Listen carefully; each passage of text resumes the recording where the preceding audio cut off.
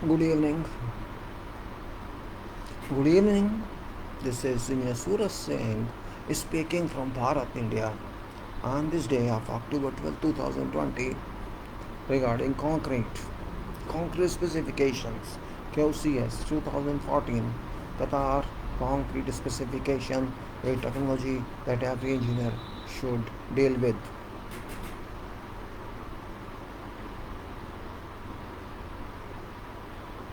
Very important this is. Let's see what is this about.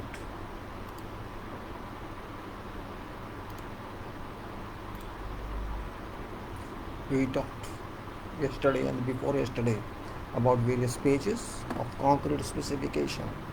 We talked about general and then we moved on to many pages, and these pages were up to 82 we covered. Let's move fast today and see what are these 82 pages. I move a little faster so that we talked of all issues regarding various ingredients of concrete related to specifications and codes. And now I want to move fast on to, you can see previous videos for your references. I do not waste time in just moving across, and I move directly now to page 82. And let us see here. So this page 82, transportation placing of concrete. It is preparation. We'll talk of it yesterday. We talked about channel. We said contractor shall obtain approval of engineer to his proposed arrangements before beginning concreting. All pacing and compacting of concrete shall be carried out under direct supervision of a competent member of contractor staff with a minimum of 5 years of experience in concreting works and in manner to produce a watertight concrete of maximum density and strength. For night concreting operations, contractor shall arrange adequate suitable lighting. Contractor shall provide safe, secure access for all personnel on concreting operations where thickness of concrete section exceeds 600 mm. Contractor shall adopt special precautions to be approved by engineer to avoid thermal cracking due to external and core temperature differences. Concrete shall not be placed in adverse weather conditions such as dust storms or heavy rain. Preparation now. No concrete shall be placed until engineer has inspected and approved in writing surfaces upon which concrete is to be placed, the form of a reinforcing steel. Contract shall give engineer at least 24 hours notice to enable this inspection to be conducted, carried out. If concrete is not placed within 24 hours, approval being given, approval shall be obtained again before concreting, and inspection shall be made immediately prior to concreting to check cleanliness of the forms. Wood forms, unless lined, shall be oiled or wetted with water in advance of placing concrete so that joints shall tighten and prevent seepage of cement grout from mix. Reinforcement shall be sprayed with a small amount of water prior to starting pour. Reinforcement shall be secure in position, inspected and accepted by engineer before placing concrete. All inserts, anchor bolts, sleeves and other embedded items shall be accurately located using templates where appropriate and held securely to prevent displacements during placing of concrete. Aluminium items shall be completely covered and protected when embedded in concrete. Except where shown drawings, no fixture shall be attached to concrete by short firing, short fixing or drilling without acceptance by engineer. Notwithstanding such authorization, contract shall be responsible for damage so caused to concrete and make good at its own expense. Water shall be removed from excavation before concrete is deposited. Whatever flow of water shall be diverted through proper sites, drains, and shall be removed without washing over freshly deposited concrete. All the watering works shall be continued as long as required. Hardened concrete debris and foreign materials shall be removed from interior of forms and and from inner surfaces of mixing and conveying equipment. Runways or other means accepted by engineers shall be provided for wheeled equipment to convey concrete to point of deposit. We call them wheelbarrow, something like that, or something else. Equipment used to deposit concrete shall be wheeled over reinforcement, not shall runway be supported on reinforcement. Equipment used to deposit concrete shall not be wheeled over reinforcement, nor shall runway be supported on reinforcement. This means special walkways, special platforms should be prepared, not supported on steel, but otherwise. Before supporting, before depositing new concrete on or against concrete that is set, existing surfaces shall be thoroughly roughened and cleaned of lathens, foreign matter, and loose particles. Forms shall be retightened and existing surfaces slushed with a grout coat of mortar consisting of cement and fine aggregate in same proportion in mix but not later than 1 part cement to 2 part fine aggregate after existing surface has been moistened. New concrete shall be placed before grout has attained initial set horizontal construction. Joint shall be given a brush coat of grout consisting of cement and fine aggregate in in same proportion as concrete to be placed, followed by approximately 75 mm of concrete of regular mix, except that proportion of coarse aggregates shall be reduced to 50%. High strength grout for precision support of machine base and slope plates, including equipment subject to thermal movement, tanks, column base plates, bridge seats, anchor bolts and dowels, etc. Shall be a non-shrink, ready-to-use, fluid-precise grout material, proportioned, pre-mixed and packaged at factory, delivered to job site to be placed with only addition of water, formwork and curing shall be specified. I repeat this: high-strength grout for precision support of machine base and sole plates, including equipment subject to thermal movement, tanks, column base plates, bridge seats, anchor poles, and dowels, etc. shall be a non-shrink, ready-to-use, fluid precision grout materials, proportion, mixed and packaged at factory, delivered to job site to be placed with only addition of water, formwork, and curing shall be specified. Placing. Concrete shall be placed in its final position before initial set has commenced and shall not be subsequently disturbed. All concrete shall be placed within 15 minutes of mixing unless carried in purpose-made agitators. Concrete shall be carefully placed in horizontal layers which shall be kept at an even height throughout work.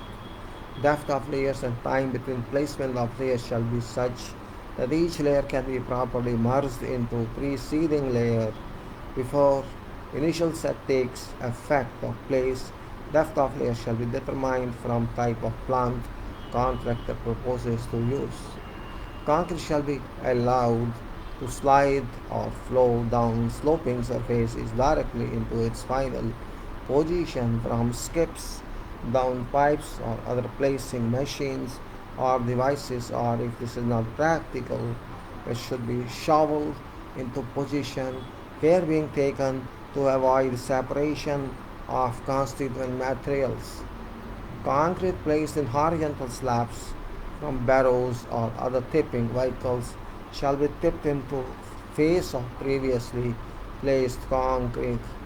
Concrete dropped into place shall be dropped vertically, which shall not strike formwork between point of its discharge and its final place in work, and except by approval of engineer, it shall not be dropped freely to a height greater than 1.5 meter. Chutes and conveyor belts shall be designed designed so that there is no segregation or loss of mortar, and be provided with a vertical taper down pipe or other device. to ensure that concrete is discharged vertically into place. Concrete shall not be placed in standing water in formwork. Concrete that has attained its initial set or has contained its water content for more than 1.5 hours or 300 drum revolutions, whichever comes first, shall not be deposited in work. Cold weather conditions shall be according with EN 1992-1-1, Syria Report 67 and ACI 306. Hot weather concreting shall be accordance with part 15 of this section. Special care shall be taken to protect new concrete from harmful effects of drying winds. During wet during wet weather, concrete shall be adequately protected as soon as it is in position. So number one is special care shall be taken to protect new concrete from harmful effects of drying winds. During wet weather, concrete shall be adequately protected as soon as it is in position. No concreting shall be carried out during periods of continuous heavy rain unless it is completely covered during mixing, transporting, and placing. No concrete shall be carried out during dust storms. Underwater placing of concrete is allowed only for unreinforced components, placing being affected exclusively with stationary premise or with a bottom opening watertight boxes, and shall be in accordance with requirements of design or equivalent as accepted. Underwater concrete is to be placed continuously without interruption. For water depths up to 1 meter, concrete may be placed without priming. In case of water depth exceeding 1 meter, concrete is to be placed in such a way it does not fall freely through water. Primaries must all times dip sufficiently far into freshly placed concrete to ensure that concrete emerging from trimming does not come into contact with water. All work connected with placing of concrete underwater shall be designed, directed, and inspected with due regard to local circumstances and purposes. Work shall not proceed until all phases and methods to be used in placing operations have been accepted by engineer. Now, stops in concrete. Stop means at the end of period of work. It is called stop ends. Shall be made only at construction locations shown on drawings and oblique or positions accepted. Where positions of construction joints are not indicated on drawings, these may be assumed for estimating purpose to occur at 5-meter intervals in foundations and retaining walls, and at 1/3 to 1/4 of span in slabs and beams, subject to a maximum spacing of approximately 9 meters. At construction joints locations, surface of completed concrete shall be prepared by spraying, wire brushing, or chipping so that it is free from latex, scum, and loose material, and shows a slightly roughened texture and tips of coarse aggregate exposed. Before continuing concreting, exposed concrete face shall be thoroughly wetted. In ground floor slab, where ground bearing construction joints, cracked inducer joints, contraction joint, and expansion joints shall be incorporated into work as appropriate. Spacing of construction joints, crack induced joints, contraction joint, and expansion joints in water retaining structures shall be shown on design drawings. Where position or type of joints are not indicated on drawings in ground floor slab slab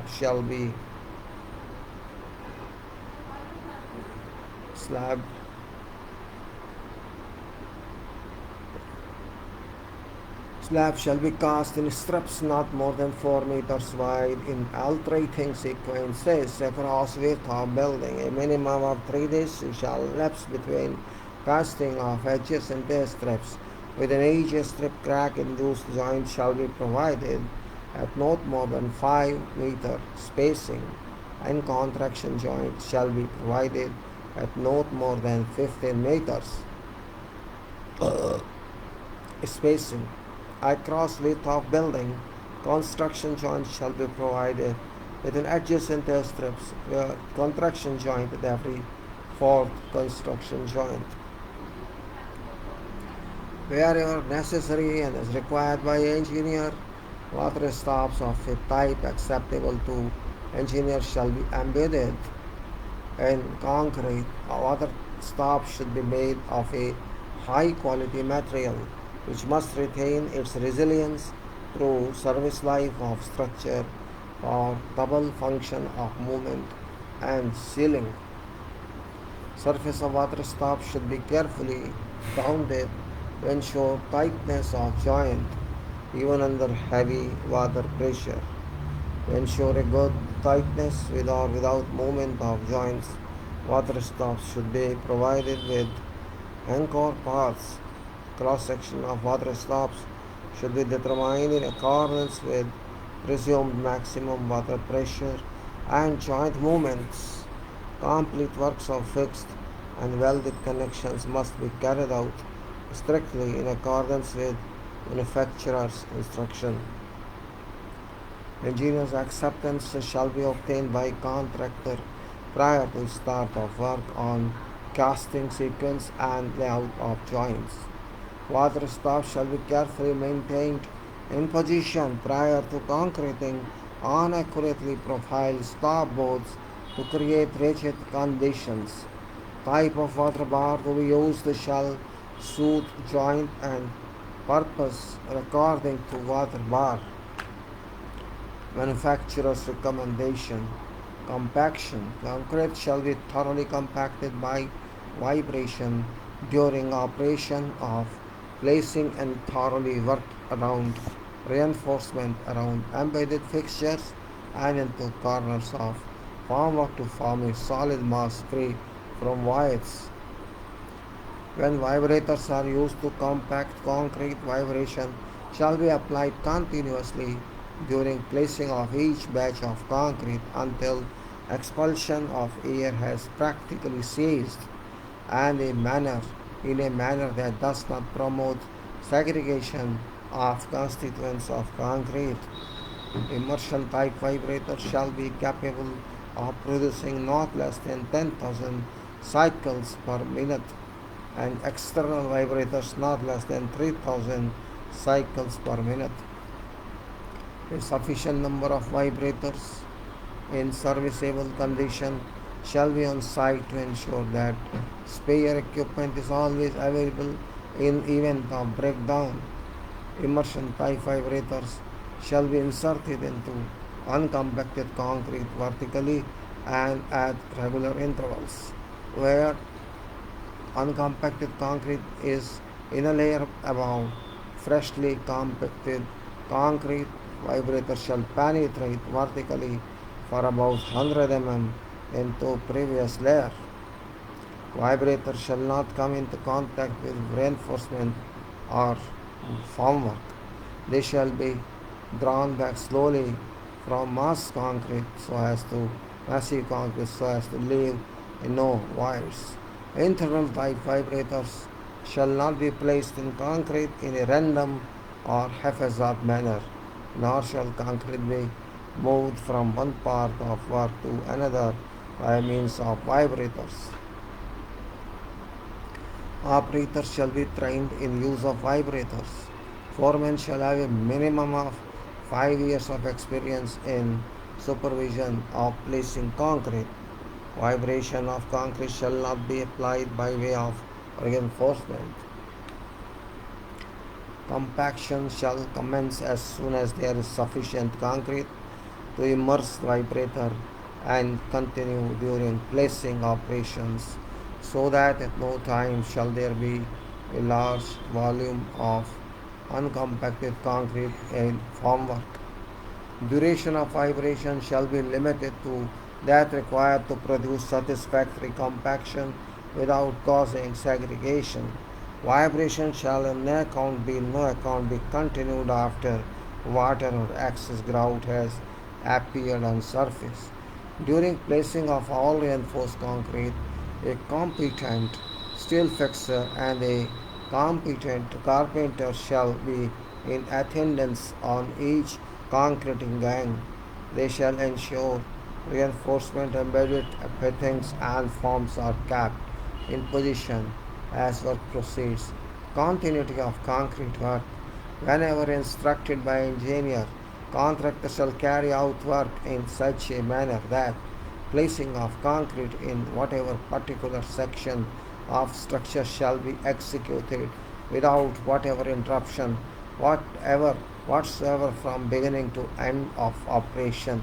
Casting of concrete shall not begin until a sufficient quantity of approved material is at hand to ensure continuity of operation.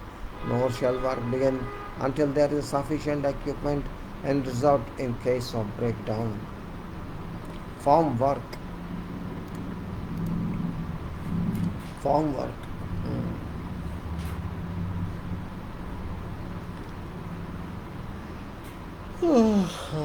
Form work.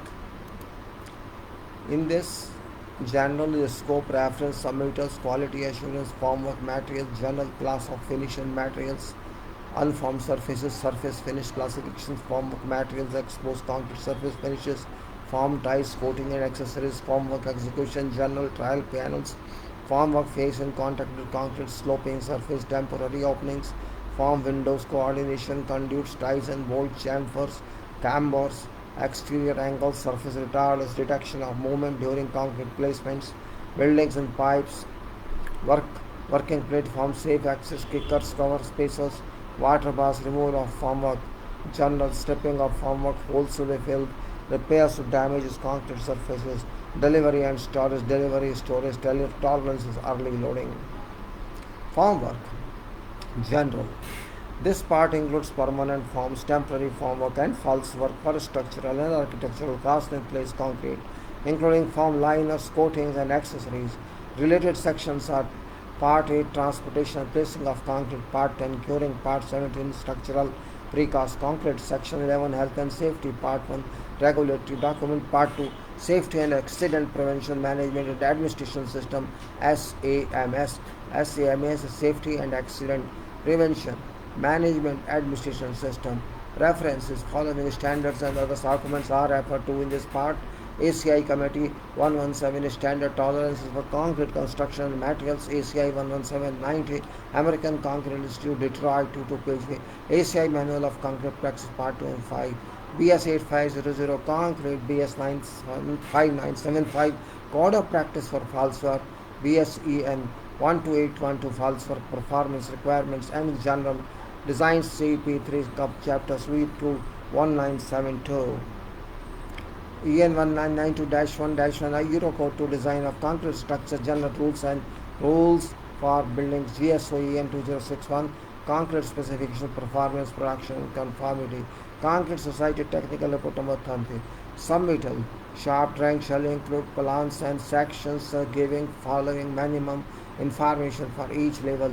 Details of individual panels, position, size and spacing of adjustable steel shores, position, size and spacing of joists, soldiers, ties, soldiers' ties, details of formworks for columns, beams, parapets, slab and kickers, details of construction joints and movement joints, details of retaining walls and deep beams, showing position and size of ties, joints, soldiers and soldiers and sheeting, together with detailed information on erection, casting, sequences of construction joints, general arrangement, general assembly details, full calculation sheets of proposals at penetration at all penetration through concrete, proposed sequence of shoring and reshoring beams and slabs for different spans and floor heights and numbers of floors showed and stripping time for supported and suspended structural elements, clearly identifying supported elements and suspended element in this calculation sheet is very important because we have to ensure that whatever pressure, liquid pressure from concrete, fluid pressure from concrete comes in to as vertical sides and horizontal whatever it is. Vertical pressure is very important, and that whatever sides of wall or sides of column we provide, that must be very strong to resist bending moment, resist horizontal forces and shear forces, whatever that comes during fluid stage of concrete that must be taken care of. And for that we can set full calculation sheets. So what points are important in this is details of individual plan, position, size and spacing of adjustable steel shores, position, size and spacing of joists and solid ties, details of form of columns, beams, parapets, slabs and kickers, and details of construction joints and movement joints, details of retaining walls and deep beams showing position and size of ties, joints, soldiers and seating together with detailed information on erection, casting, sequence of construction joints. General assembly details, full calculation sheet, proposals at all penetration through concrete, proposed sequence of shoring and restoring beams and slabs for different spans and floor heights and number of floors showed and stepping time for supported and suspended structural elements, clearly identifying supported elements and suspended elements. The scales of sharp drawing shall be as follows. Details is equal to 1:1, 1:5, 1:1. So details means details we always give a scale. Construction is 51 is to 100 and layout and site plan 1 is to 100 to 1 is to 200. Contract shall submit samples of all proposed form of materials and samples of ties proposed for use in general situation above water table and for clear face concrete ties, tie bolts because these are piped in. These are passed through in sleeves of poly PVC pipes. We must remember the pipes are taken out and filled in with non-stick compound. Contractors shall allow 14 days for engineers review of submittals and samples. Supply and delivery of built-in pipe work should be clearly shown on detailed construction programs to be submitted by contractor. Method statements for erection and removal of formwork shall be submitted by contractor before start of works for engineers review and approval. Method statement shall include risk assessment related to activity. Very important part because risk assessment, how much risk is there for failure, and we have to assess and justify in calculations that that risk has been taken care of, that risk assessment has been taken care of, and there is no such risk. When formwork is to be carried out by subcontractor, then pre-qualification documents shall be submitted to engineer review and approval. Quality assurance. Formwork shall comply with requirements of BS 5975 EN 1992-1-1. Erection of formwork and associated false work shall be executed and supervised by fully qualified personnel having a minimum of 5 years experience. Contractor shall obtain approval to load whatever particular section of works from engineer. Formwork design shall be carried out in accordance with Concrete Society Technical Report number 13. Erected formwork shall be watertight from ingress of external liquids and egress of internal liquids. Adjustable steel supports and shores shall allow form boards and framework to be accurately adjusted to line and level. Contractor shall ensure that adequate ground support for false work is available, and if not, shall take measures to make them suitable for fitness. Formwork shall be designed to be sufficiently rigid in maintaining or to maintain correct position, shape and profile so that final concrete structure is within dimensional tolerances specified. Subpart 9.7 this part formwork shall be designed to be demountable without causing shock, disturbance or damage to concrete. Soffit formwork properly supported on shores only shall be capable of being retained in position during concrete maturing period. Design shall allow free movement and accessibility under formwork. Shores for abnormal ceiling height shall be specially designed. Forms shall be designed to incorporate 20 mm chamfers. It's very important. Forms shall be designed to incorporate 20 mm chamfers and exposed corners of columns, walls and beams, only for exposed, not for concealed one. Design of formwork shall take into account following: height and rate of floor, thickness of member, concrete slump and density, placing, temperature, texture of finish, construction joints, wind loads on soffit forms in addition to concrete weight, an additional live load of 2.5 kPa, or if a moistened cart is used, additional live load of 3.75 kPa. Minimum design load for combined dead and live load 6.5 kPa. If a motorized car is used 7.75 kPa. Worst combination of self-weight, formwork forces, reinforcement weight concrete weight, construction load, wind loads, incidental dynamic effects caused by placing, vibrating, and compacting concrete, use of externally applied vibrators. Method of concrete discharge access for concrete placement and vibration. Before beginning related formwork operations, contractors shall erect a job mock-up to a reasonable size, including all items such as sheathing, stiffeners, solders, ties, etc., and including release agents were used for following types of formwork and shall obtain approval engineer before proceeding. Column, slab and beam, staircases, fair-faced concrete. Show method used to conceal tie holes. Cove ties not required. Upon prior consultation, agreement of location and approval, job mock-ups may remain as part of finished work. Formwork materials general.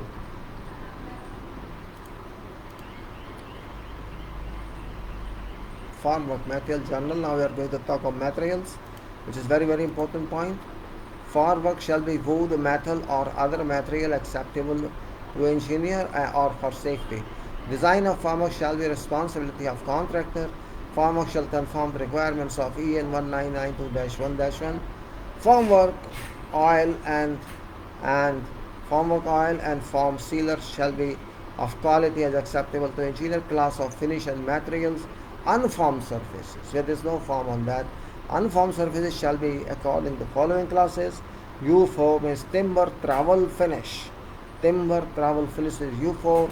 U3 is steel trowel finish. U2 is brush finish.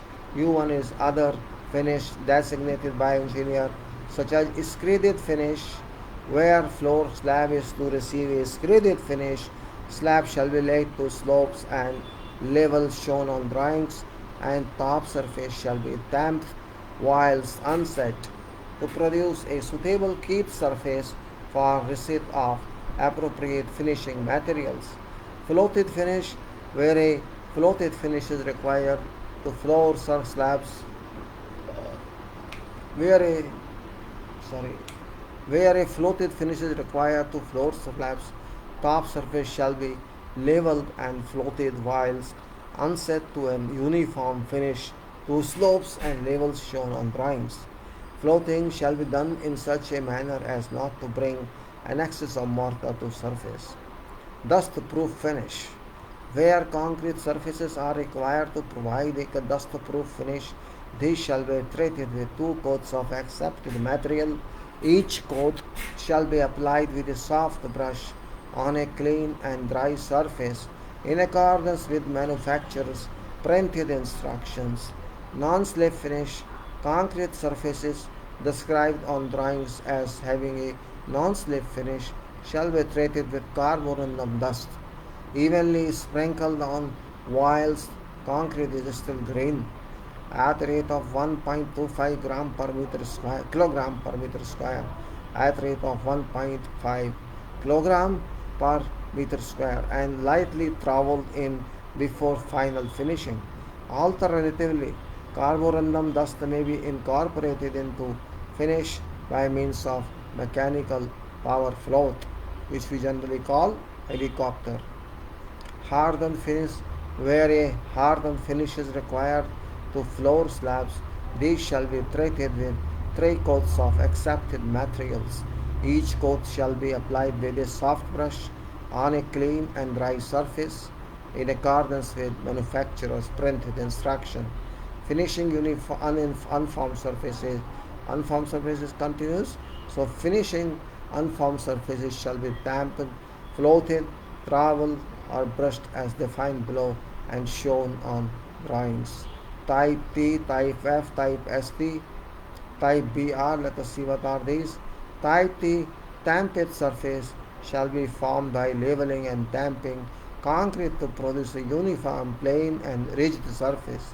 Surplus concrete being struck off by a straight edge immediately after compaction. It is also first stage of following finish. Type F. Floated surface shall be uniform surface which has been worked no more than is necessary to remove scrape marks by hand with a wood float or by power float of a type acceptable to engineer. Surface shall not be floated until concrete has hardened sufficiently. Type ST steel trowel shall be a hard, smooth finish, free from trowel marks and formed with a steel trowel under firm pressure. Troweling shall not commence until moisture film has disappeared and concrete has hardened sufficiently to prevent excess latency from being walked to surface. If latency is brought to surface, it shall be removed. Type BR is brushed shall be formed before concrete has hardened by drawing a wire broom over concrete surface at right angles to traffic flow to give an average texture depth of 1 mm. For ground slab, concrete shall be treated with sodium silicate or a similar dust preventive coating. This must be applied in accordance with manufacturer's instruction. Type of finish shall be specified on drawings or as directed by engineer.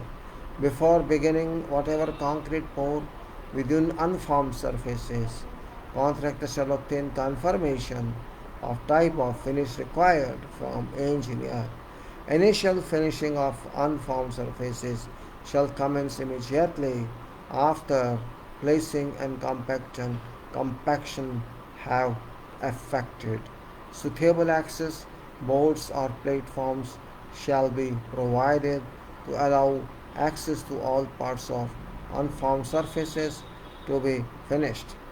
Where a proactive treatment or topping layer is to be applied to concrete, manufacturers and suppliers' recommendations shall be followed concerning required finish. Brush to finish shall be obtained by carrying out a steel trial finish and then using a suitable stiff nylon brush dragged lightly across surface.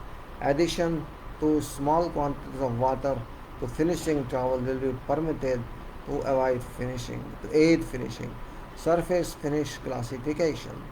Finishes to formed surfaces of concrete. This is of kind of formed surfaces, not unformed surfaces.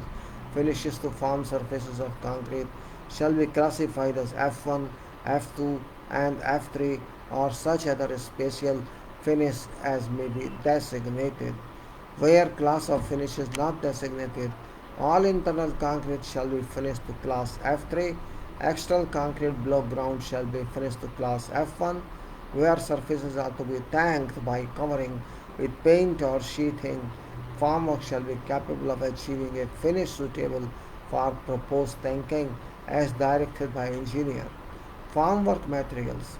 Formwork for class 3 finish shall be lined with as large panels as possible of non-staining materials with a smooth, unblemished surface such as sanded plywood or hard compressed fiber board, arranged in a uniform approved pattern and fixed to back formwork by oval nails.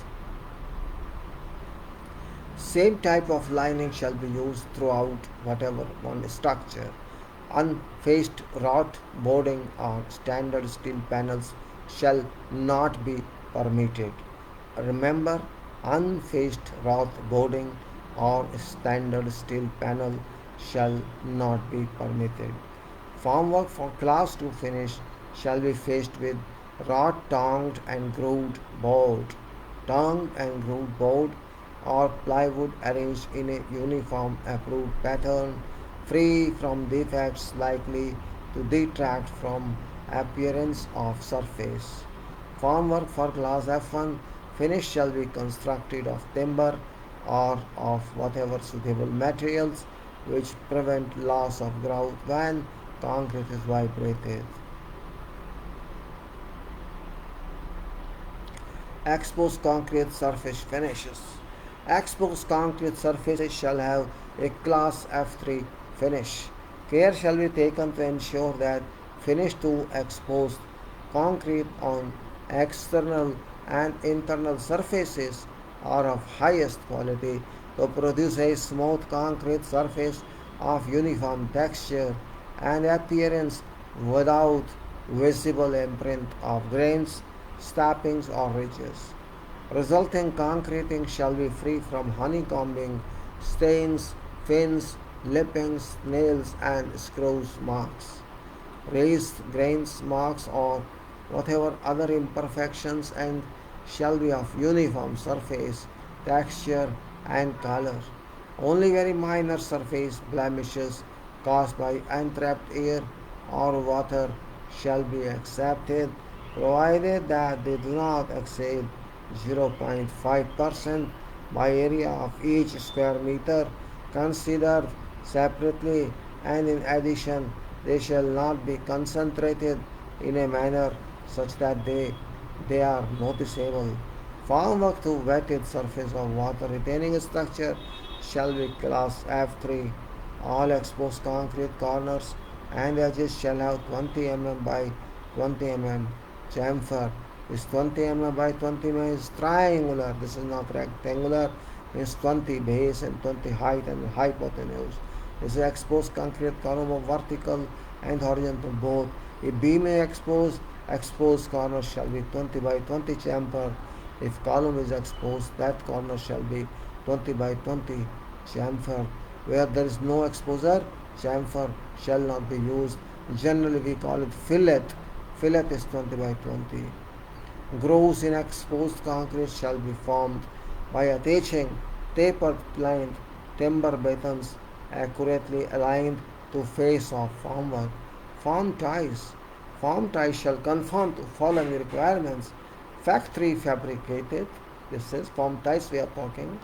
Factory fabricated, adjustable in length, use removable or snap off metal form ties, designed to prevent formwork deflection and to prevent spalling concrete surfaces on removal. No metal shall be left closer than applicable level of cover to surface of concrete. Holes larger than 10 mm diameter in concrete surfaces when using snap ties shall not be permitted. Form ties shall have a factor of safety not less than 1.5. Coating and accessories. Form coating shall be commercial formulation. Form coatings compound that shall not bond with, stain, not adversely affect concrete surfaces, requiring bond or adhesion, nor impede wetting of surface. Wetting of surface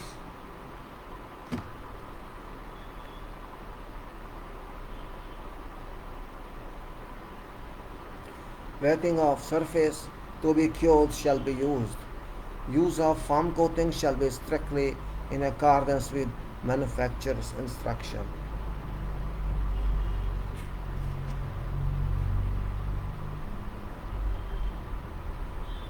Manufacturer's instruction. Formwork in contact with concrete shall be treated with a suitable non-staining mold oil to prevent adherence of concrete. Forms for exposed surfaces shall be coated with oil before reinforcement is placed. Forms for unexposed surfaces may be thoroughly wetted with water in lieu of oiling immediately before placing of concrete, except during freezing weather. Excessive oiling of forms shall not be permitted in order to prevent discoloration of cement plaster.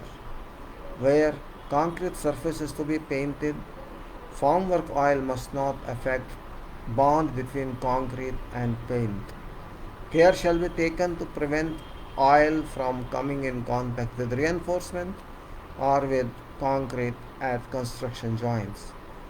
Oil on reinforcing steel shall be removed. Release agents shall not be used where concrete surfaces receive special finishes or applied coatings which may be affected by release agent unless approved by engineer. Fillet and chamfer strips shall be PVC or timber to approval of engineer. Tapes to be used to seal joints of formwork. Panels for smooth finished concrete shall be plastic faced adhesive tape to approval of engineer. That is, tapes to be used to seal joints of formwork. Panels for smooth finish concrete shall be plastic faced adhesive tape to approval of engineer. Precast concrete molds shall be rigid, steel, wood or fiberglass molds. Precast concrete molds shall be rigid, steel, wood or fiberglass molds.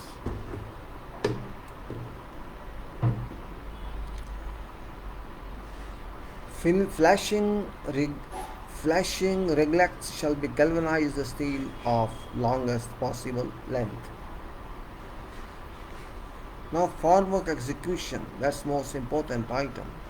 Formwork execution, that's important one.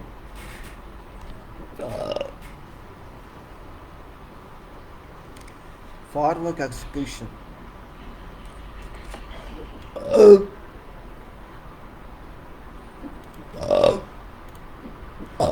Sorry. Where formwork to external faces be permanently exposed, all horizontal and vertical formwork joints shall be so arranged that jointed lines must form a uniform pattern on faces of concrete. Where contractor proposes to make up formwork from standard size manufactured formwork panels, size of such panels be approved by engineer before they are used in construction of works. Finished appearance of entire elevation of structure and adjoining structures shall be considered when planning pattern of joint lines caused by formwork and by construction joints to ensure continuity of horizontal and vertical lines. Masonry nails or similar items shall not be used to fix formworks of like to permanent concrete works.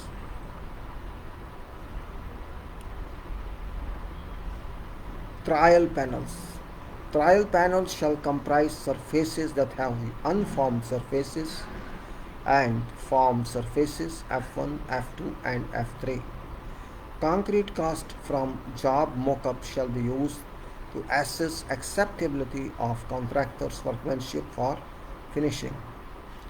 If finishing is deemed unacceptable by engineer, contractor shall prepare a further mock-up with a particular class of finish. Job mock-ups shall be retained during course of works to allow comparative inspection with production, concreting and finishing and for purpose of color comparison to ensure color consistency. Formwork face in contact with concrete. Formwork face in contact with concrete. Faces of formwork in contact with concrete shall be free from adhering foreign matter, projecting nails and like splits or other defects, and all formwork shall be clean and free from standing water, dirt, shavings or other deleterious matter. Joint between forms and tie holes shall be watertight to prevent escape of mortar or formation of fins or other blemishes on face of concrete. Contractor shall verify lines, labels and measures before proceeding with formwork erection.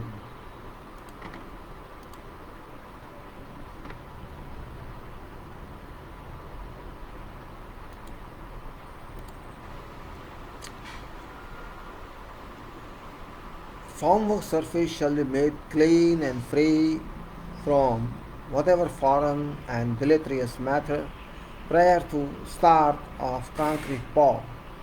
In hot weather, Surface of formwork shall be sprayed with water in order to lower temperature prior to start of pour.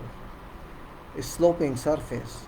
Formwork shall be provided for top surfaces of sloping work where slope exceeds 15 degrees from horizontal, except where some other any such top surface is specified as spaded finish.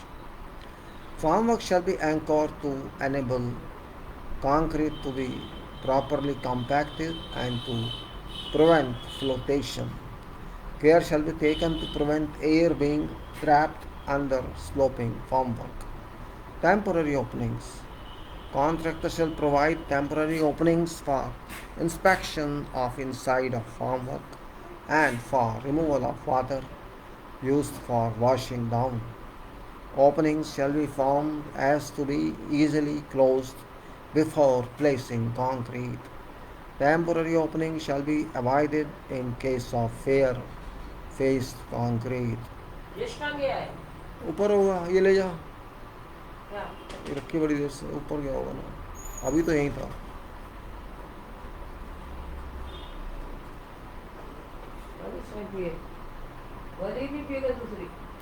तो ना अभी थोड़ी पिया ये मैंने बहुत देर हो गई Form windows. Contractor shall provide windows in forms wherever directed by engineer or necessary for access for concrete placement and vibration. Windows shall be of a size adequate for tremmies and vibrators, spaced at maximum 1.8 meter centers horizontally. Windows shall be tightly closed and sealed before proceeding to place concrete at a higher level. Coordination. Contractor shall ensure that work of other trades in forming and setting openings, slots, recesses, chases, slaves, bolts, anchors, and other inserts is fully coordinated. Conduits. Conduits or pipe be located so as not to reduce strength of construction. In no case shall pipes other than conduits be placed in slab 125 mm or less in thickness. Conduits embedded in the concrete slab shall not have an outside diameter greater than one-third the thickness of slab, nor be placed below bottom reinforcing steel or over top reinforcing steel. Conduits may be embedded in walls provided they are not larger in outside diameter than one-third thickness of wall, are not spaced closer than 3 diameter or center, and do not impair strength of structure. Embedded pipes and conduits shall be supported independently from reinforcing steel in a manner to prevent metallic contact and thereby prevent electrolytic deterioration. Pipes and conduits where embedded shall be placed as nearly as possible to center line of concrete section. Conduits, piping and other wall penetrations or reinforcements shall be subject to engineer's review and approval. Conduits shall be fixed properly to avoid whatever displacement during concreting and prevent coming in contact with forms, ties and bolts. Position of ties passing through concrete shall be subject to approval of engineer. Tie bolts or rods, tie bolts or other devices shall not be built into concrete for purpose of supporting formwork without prior approval of engineer. Whole or part of whatever such supports shall be capable of removal so that no part remains embedded in concrete shall be nearer to surface than cover required for reinforcement. Chamfers. Chamfer molding strips shall be positioned on exposed corners of columns and beams. Cambers, if required, cambers shall be as shown on drawings. Depth of beams at all points in span. Where chambers are used shall be as shown on drawings. Allowance shall be made for compression and settlement of formwork on line and level.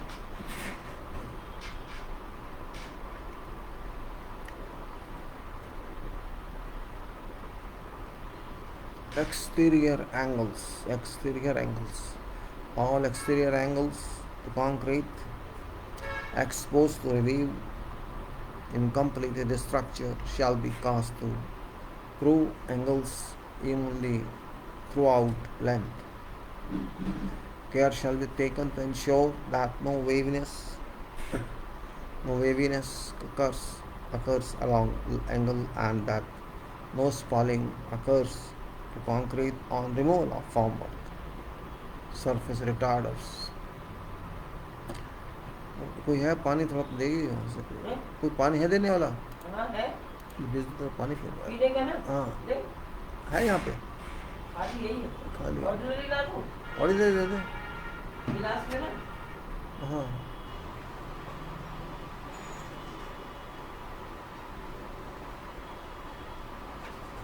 Oh.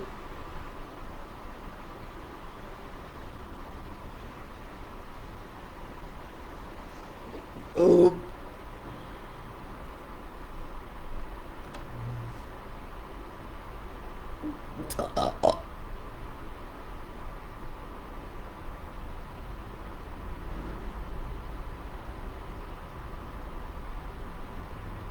Oh. I'm sorry, I'm just taking some water. I'm dried my throat. Dried my throat. No problem. Oh. Oh.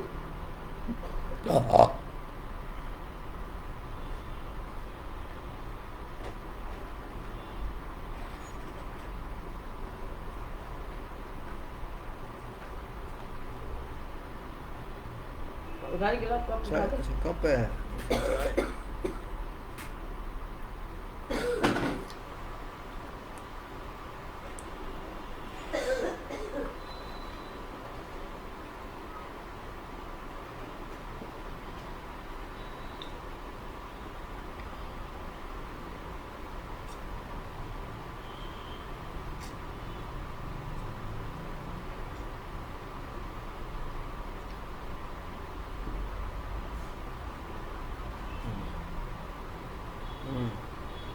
Okay, I move further. Okay. Surface retarders. Surface retarders shall not be used on formwork surface in contact with concrete unless expressly authorized. Detection of movement during concrete placement. Devices of telltale type shall be installed in supported forms, unsupported forms, and elsewhere as required to detect formwork movements and deflection during concrete placements. That is, devices of telltale type shall be installed on supported formworks and elsewhere as required to detect formwork movement and deflection during concrete placement. Where required, slab and beam cambers shall be checked and correctly maintained as concrete loads are applied on forms. Workmen shall be assigned to check form during concrete placement and to promptly seal all mortar leaks.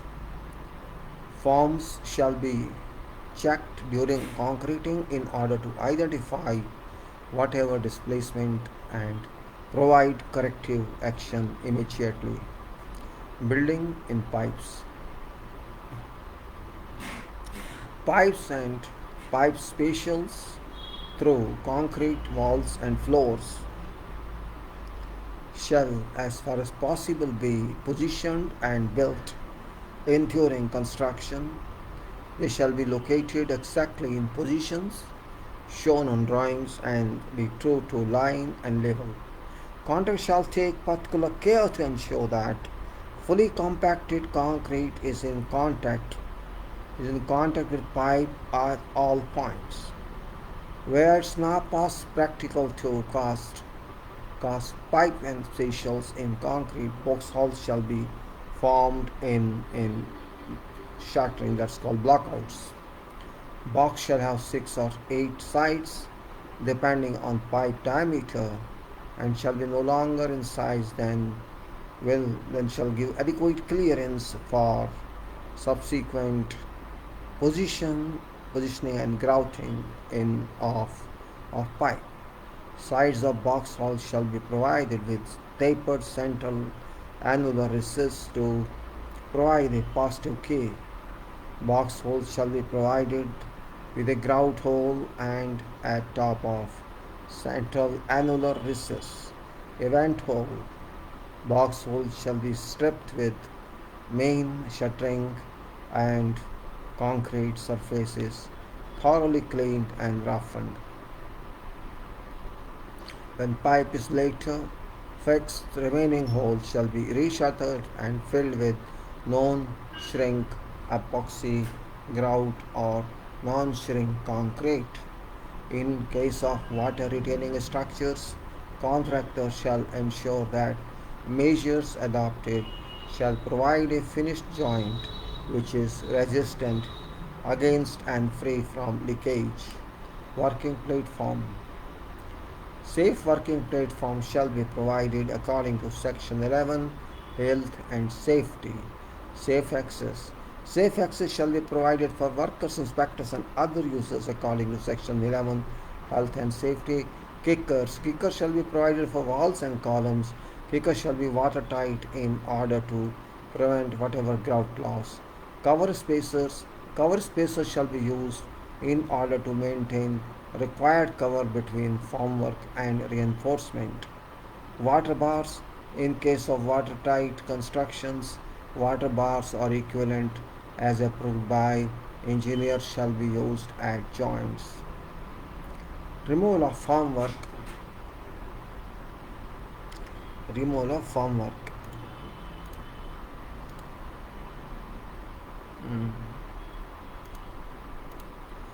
Engineer shall be notified in writing before removal of formwork.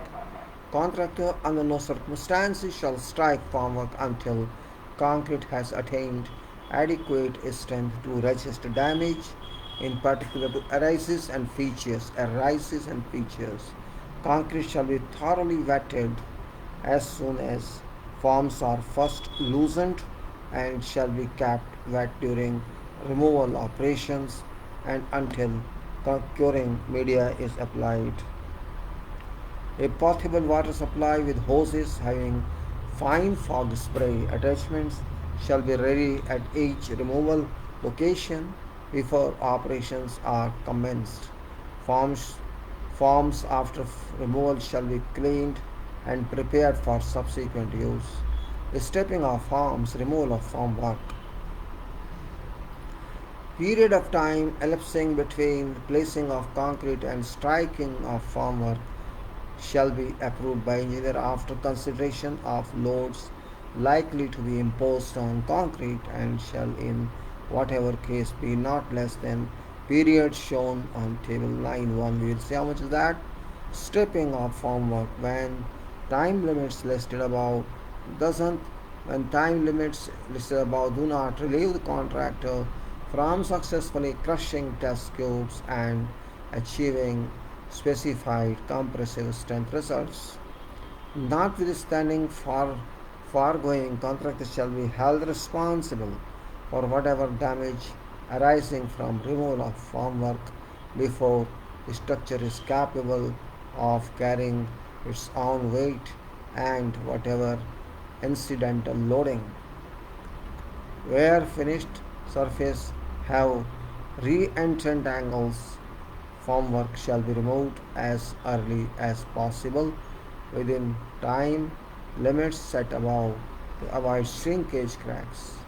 Formwork shall be carefully stripped to avoid sudden shocks from removal of wedges or vibration which might cause damage to concrete. Reshoring to beams and slabs shall be placed immediately after stripping form work.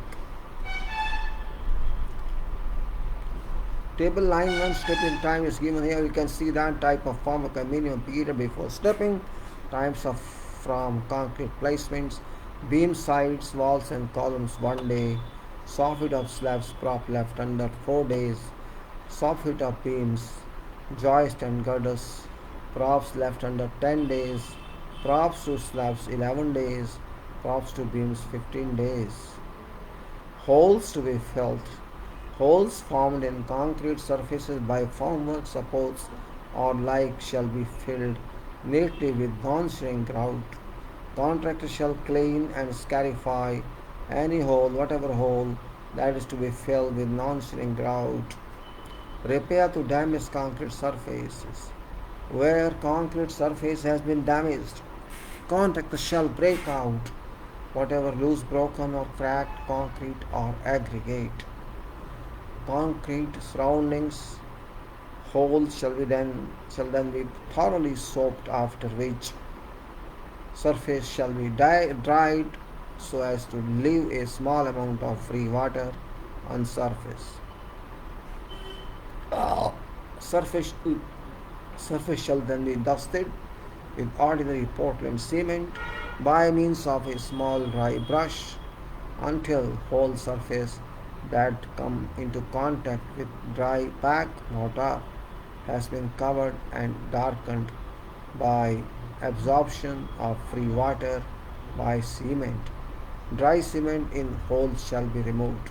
I repeat, concrete surrounding hole shall then be thoroughly soaked, after which surface shall be dried so as to leave a small amount of free water on surface. Surface shall then be dusted with ordinary Portland cement by means of a small dry brush until whole surface that come into contact with dry pack mortar has been covered and darkened by absorption of free water by cement. Dry cement in holes shall be removed. Dry packed material shall then be placed and packed in layers having a compacted thickness in accordance with manufacturer's instructions. Compaction shall be carried out by use of a hardwood stick and a hammer and shall extend over full areas of layer. Particular care being taken to compact dry pack against side of hole. After compaction, surface of each layer shall be scratched before further loose material is added.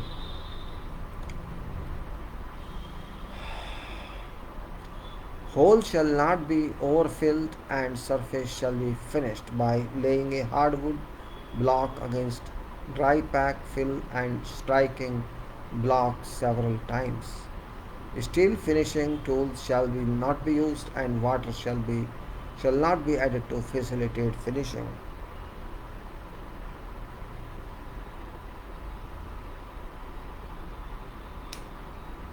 I repeat, hole shall not be overfilled and surface shall be finished by laying by layering a hardwood block against dry pack fill and striking block several times.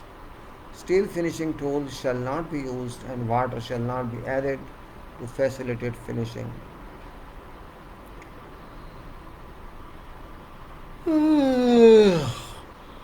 Surface of concrete shall be rubbed down smooth and smooth carborundum and water in an approved manner. Within 3 days of removing formwork, holes left after removal of such supports shall be neatly filled with non-shrink grout of a suitable consistency and matching color. Delivery and storage. Delivery of formwork material shall be done in such a manner that damage can be prevented. Storage. Formwork should be stored after cleaning and preparing for reuse if used before in such a manner that access to all different material is available. Materials which can be affected by weathering shall be stored in appropriate buildings or under cover. Tolerances. Concrete work shall be constructed to an accuracy which shall permit proper assembly of components and installations and be compatible with finish. Accuracy of work shall be within tolerances shown on drawings or specified elsewhere, and absence of whatever other requirements comply with following. All laying out dimensions plus minus 5 mm, all laying out dimensions. Sections of concrete members plus minus 5 mm. Surface of foundations against the ground plus minus 10 mm. Top surfaces of foundations, bases and piers plus minus 20 mm. Surface level of floor slabs 5 meter straight edge plus minus 5 mm. Surface level of floor slabs to datum plus minus 10 mm. Plumb of columns and walls in story height plus minus 5 mm. In story height, remember, it's not 1 meter. Full story height may be 3 meter, 4 meter. Plumb of columns and walls in story height is still 4 meter, so it's only plus minus 5 mm, or you can say 1 millimeter in 1 meter height. Plumb of columns and walls in full building height for each story above top of foundation. 20 mm is greater than equal to building height plus minus 20 mm. 20 meter greater than building height, so plus minus 20 mm. 150 m greater than building height greater than 20 meter plus minus 1 over 1000 of height. Building height is greater than 150 meter plus minus 150 mm. It's very different tolerance here. Inside faces of elevator shaft in story height plus minus 5 mm. Inside faces of elevator shafts in full building height for each story above top of foundation. 20 meter is greater than equal to building height plus minus 10 mm. In previous one was 20 plus minus 20 mm. So this is now plus minus 10 mm. 150 meter greater than equal to building height, that's greater than equal to 20 meters. So between 20 meter and 150 meter plus minus 0.5 over 1000 of height, and other one was 1 over 1000 of height, so it's half. Building height is greater than 150 mm plus minus 75 mm. Interest was 150 mm. So in case of elevators, it's half value. Early loading. Early loading.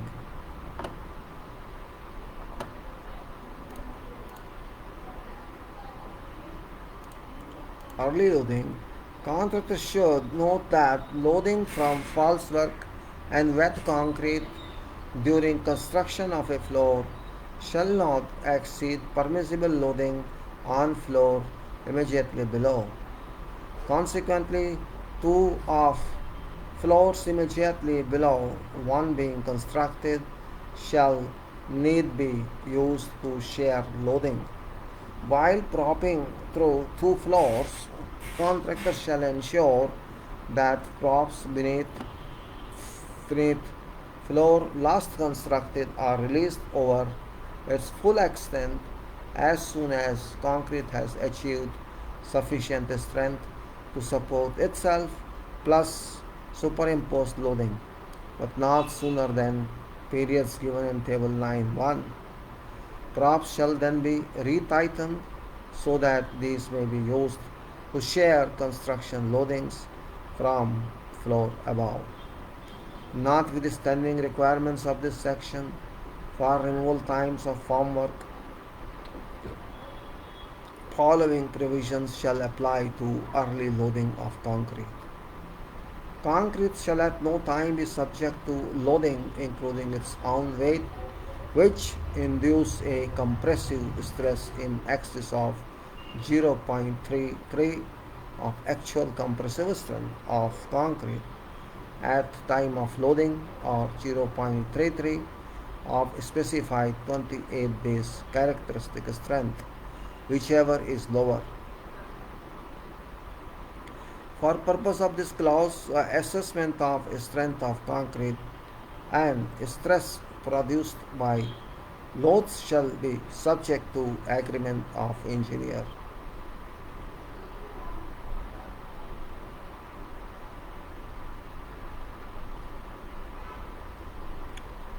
If due to this method of construction, contractor wishes to place an imposed load on structure, it shall arrange for additional cubes to be cast at point of structure to be loaded, and these cubes be crushed to monitor compressive strength in accordance with BSEN 123903 compressive strength of test specimen.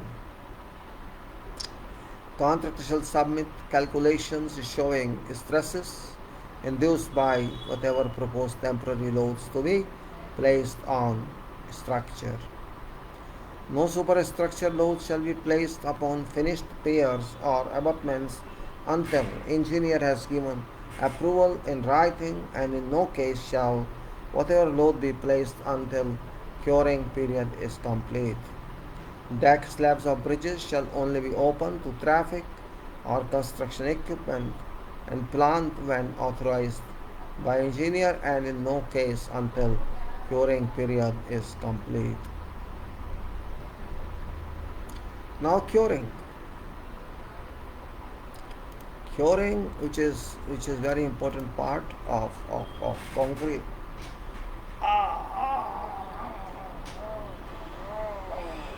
Curing, which is heart, soul, and life of concrete, but least bothersome way. Let's go through this important aspect. In this case, scope, references, submittals, quality assurance, storage. Then curing, general water for curing, general requirements, curing of formed surfaces, curing on formed surfaces, moisture curing, moisture retaining cover curing, liquid membrane curing, steam curing, pavements and other slab on ground, buildings, bridges and other structures, massive concrete. Curing. Now, I think we have about 1 hour gone. Not yet. It's not moving, I think, is it? Why is it moving? 1 hour 17 minutes. Okay, it's gone. So we can say in this relations we have part 1 general, then water part 4, part 6 property requirements, part 15 hot weather concreting, part 16 miscellaneous. पानी तो ले लेता cup रखा है, cup रखा है इधर. References: OSH2 M14874 liquid membrane curing, ACI 308 guide to concrete curing, ASTM C309 specification for liquid membrane forming compounds for curing concrete, BS 7542 method of test for curing compounds for concrete, ISO 9000 2008, no, should 2015 actually, it's wrong. Quality management system requirements, submittals, contractor shall submit to engineer proposed method of curing for approval. Quality assurance.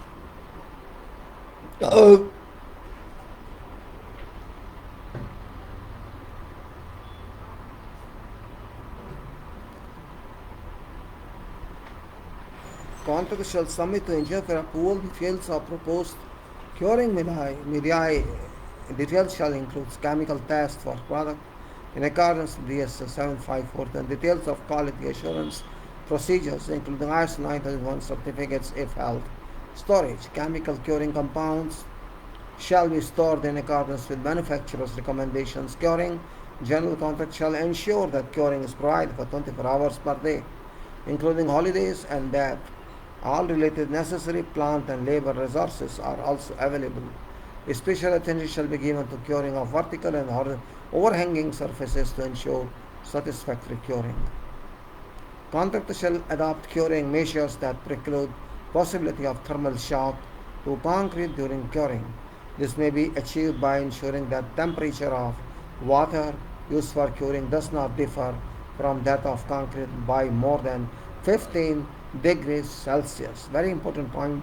This may be achieved by ensuring that temperature of water used for curing does not differ from that of concrete temperature by more than 15 degrees Celsius.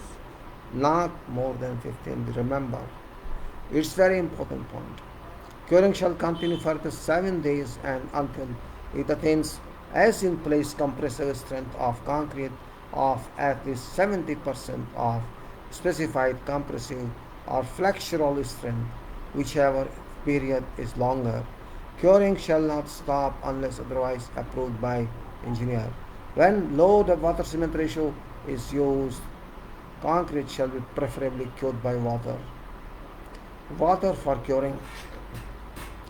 Water used for curing purpose shall conform to requirements of Part 4 of this document section. General requirements. Freshly placed concrete shall be protected from sun, wind, rain, exposure, and excessive drying out. All concrete shall be cured for a period of time required to obtain full specified strength, but not less than 7 consecutive days.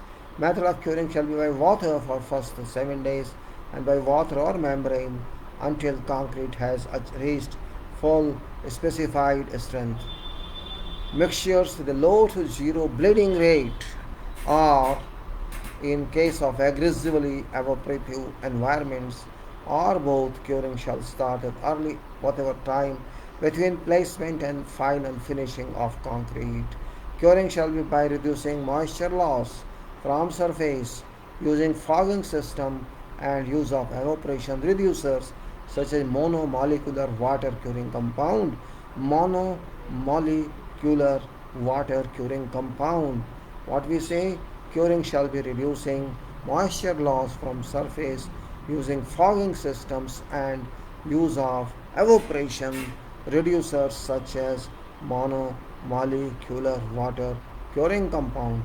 Exposed surfaces shall be protected from airborne contamination until 28 days after concrete is placed. Method of curing shall ensure that sufficient moisture is present to complete hydration of cement and shall be to approval of engineer. Method of curing shall not disfigure permanently exposed surfaces, affect bonding of subsequent coatings, increase temperature of concrete. During curing period, exposed concrete surface shall be protected from direct rays of sun. When liquid membrane is used to cure concrete, it shall not be applied if bleeding water is present on surface of concrete. Applied film of liquid membrane shall be continuous and protected from rain and whatever damages for at least 14 days. Curing of formed surface, shattered surface.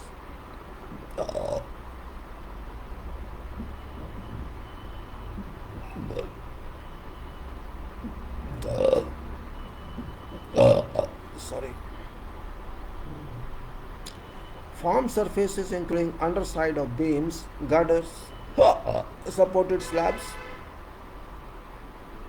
and like by moist curing with forms in place for full curing period or until forms are removed. When forms are stripped, curing shall continue by whatever approved method. When liquid membrane curing is used, it shall be applied immediately after deshuttering. In such cases, concrete surface shall be prepared prior to application of membrane as recommended by manufacturer. Water curing is not required when liquid membrane is used. Curing of unformed surfaces. Unformed surfaces be protected as soon as possible after concrete has been placed by polythene sheeting. When sufficiently hard, Hessian or other absorbent material shall be placed on concrete surface and be kept wet for required period. Hessian shall be overlaid with a sheet of 1000 gauge polythene to assist in retention of water. Alternatively, a curing method approved by engineer may be used. Once curing is sufficiently hard, when concrete is sufficiently hard, top exposed surface of walls, columns and beams shall be water cured and covered with wet hessian for required curing period. Moisture curing. Moisture curing shall be performed by covering surface of concrete with water and keeping it continuously wet. Continuous use of fine fog water sprays, covering surface with saturated absorptive cover and keeping it continuously wet. Burlap, cotton mats, and other absorbent materials can be used to hold water on horizontal or vertical surfaces. Wet straw or hay can be used for wet curing small areas, but there is danger that wind might displace it unless it's held down with screen wire, burlap, or other means. Where method A is employed, that is, surface of concrete with water and keep it continuously wet. Where method A is employed, once used shall not be made from fill, from excavations, or other areas where there is possibility of chloride contamination. Moisture retaining cover curing. Concrete surface shall be covered with a suitable absorptive covering such as wet hessian. Absorptive covering shall be overlaid with 1000 gauge polythene sheet. Cover shall be in widest practical widths and have 100 side and end laps. Penetrations or tears in covering shall be repaired with same material and waterproof tape. Liquid membrane curing. Liquid membrane curing shall be in accordance with the requirements of BS 7542 ASTM C309 or C1315, tested at rate of coverage used on job. ASTM C156 shall be used as a test method to evaluate water retention capability of liquid membrane.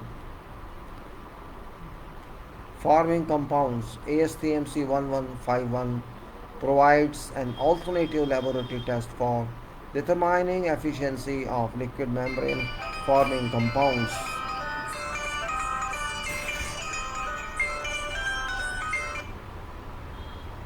हाँ hello hello हाँ बोल हाँ बोल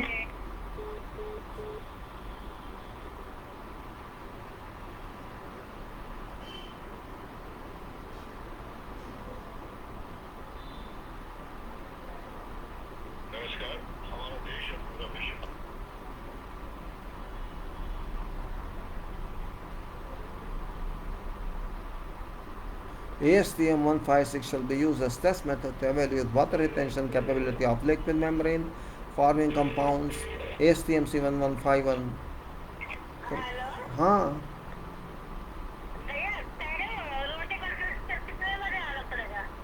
अरे जब भी आया पूछने उससे आना क्या पड़ेगा आके देख ले अब मैं कैसे बताऊँ मैं तो अंदर कमरे में मैं कैसे बताऊँ वो उस क्वेश्चन में मैं कैसे आवाज दूँ उसको अच्छा समझ नहीं आती हाँ किसको दे दूँ कोई है ही नहीं यहाँ वो भी ऊपर गया हुआ है मैं अकेला हूँ अब यही तो प्रॉब्लम है अभी तो कह रहा था यहीं बैठ जा आके कहाँ चले गए सब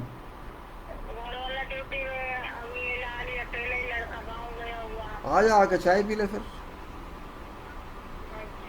अच्छा अब ठीक है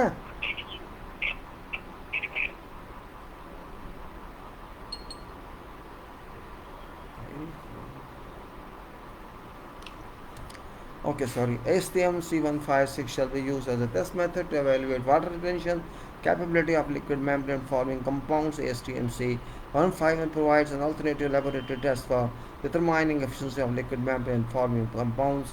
Membrane forming curing compounds shall be applied in accordance with manufacturer's recommendations immediately after whatever water sheen which method developed after finishing has disappeared from surface and within 2 hours of stripping formwork on formed surfaces. I repeat, membrane curing compounds shall be applied in accordance with manufacturer's recommendations or instructions immediately after whatever water sheen which may develop after finishing has disappeared from surfaces and within 2 hours of stripping formwork on formed surfaces. Membrane forming curing compounds shall not be used on surfaces against which additional concrete or other materials is to be bonded unless it's proven that curing compounds shall not prevent bond or positive measures are taken to remove it completely from those areas which are to receive bonded applications on fair face concrete surface. So we should not use curing compound on further treatment required, or what we do, we use water based curing compounds, means not wax based curing compounds. Water based curing compounds shall automatically degrade themselves, and we can say on fair face we should not use concrete curing compound. This is what it says. Steam curing, because it says when you use wax based curing compound, means it has to be decomposed before you apply rendering and plaster on that, or you apply another agent that's called decomposing debonding agent, but that's where the problem comes in. So there are certain restrictions on curing compounds as well. It depends on which concrete you are doing. So water based is best, and though it's only 65 to 70% effective, yet it works, means. And because you apply water and then apply curing compound, the above water remains in that surface. So water is applied first and then curing compound. So on fair face steam curing, an enclosure shall be formed. Steam curing, an enclosure shall be formed around concrete using tarpaulin or other suitable means. This is for steam curing, as autoclaving you may call it. An enclosure shall be formed around concrete using tarpaulin or other suitable means. Application of steam shall not be commenced until at least 2 hours after final placement of concrete. After final placement of concrete, 2 hours. Application of steam shall not be commenced until at least 2 hours after final placement of concrete.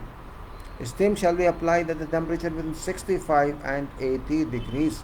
It's a very important point. 65 and 80 degrees Celsius. 65 and 80 degrees Celsius. Steam shall be applied at temperature between 65 and 80 degrees Celsius.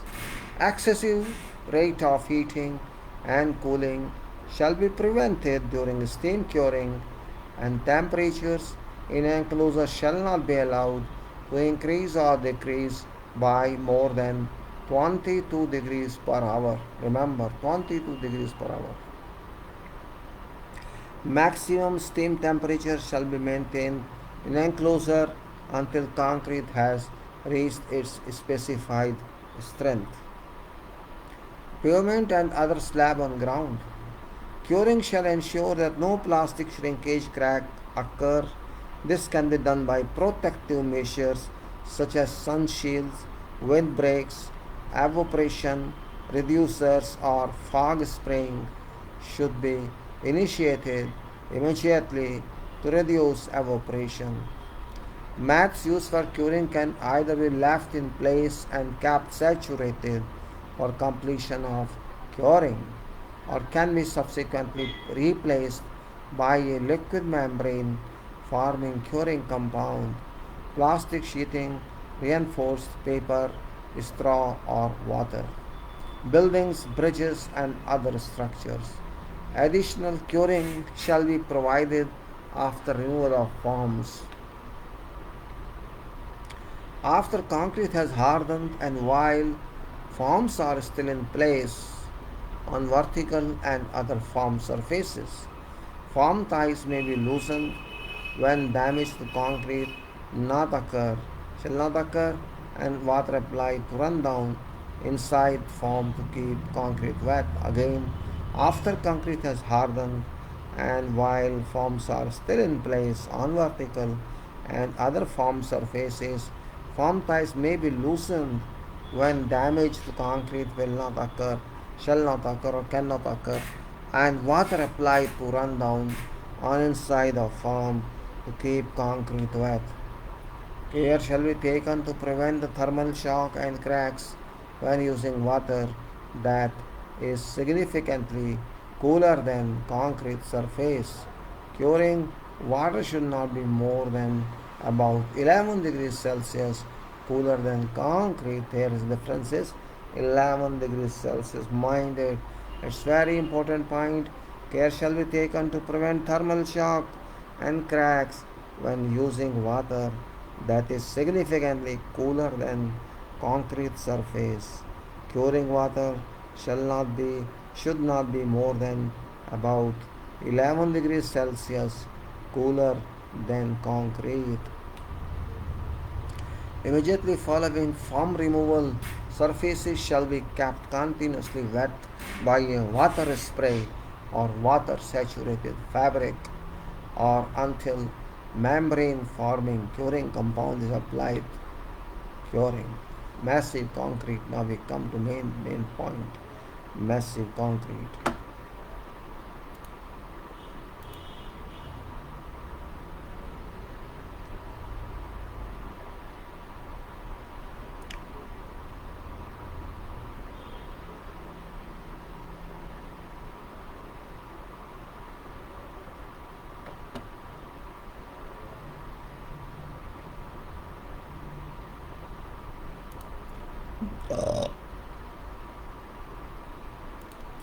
Massive concrete. Massive concrete is often cured with water for additional cooling benefits in warm weather. However, this can be counterproductive when temperature gradient between warmer interior and cooler surface generates stress in concrete. Horizontal and sloping, unformed surfaces of mass concrete can be maintained continuously wet by water spraying, wet sand, or water saturated fabric. For vertical and other formed surfaces, after concrete has hardened and forms are still in place, form ties may be loosened and water supplied to run down inside of form to keep concrete wet. Care shall be taken to prevent thermal shock and cracks when using water that is significantly cooler than concrete surface. Curing water should not be more than about 11 degrees cooler than concrete. Curing shall curing shall start as soon as concrete has hardened sufficiently to prevent surface damage. For unreinforcement massive sections not containing ground granulated blast furnace slag or pozzolana, curing shall be continued for not less than 2 weeks.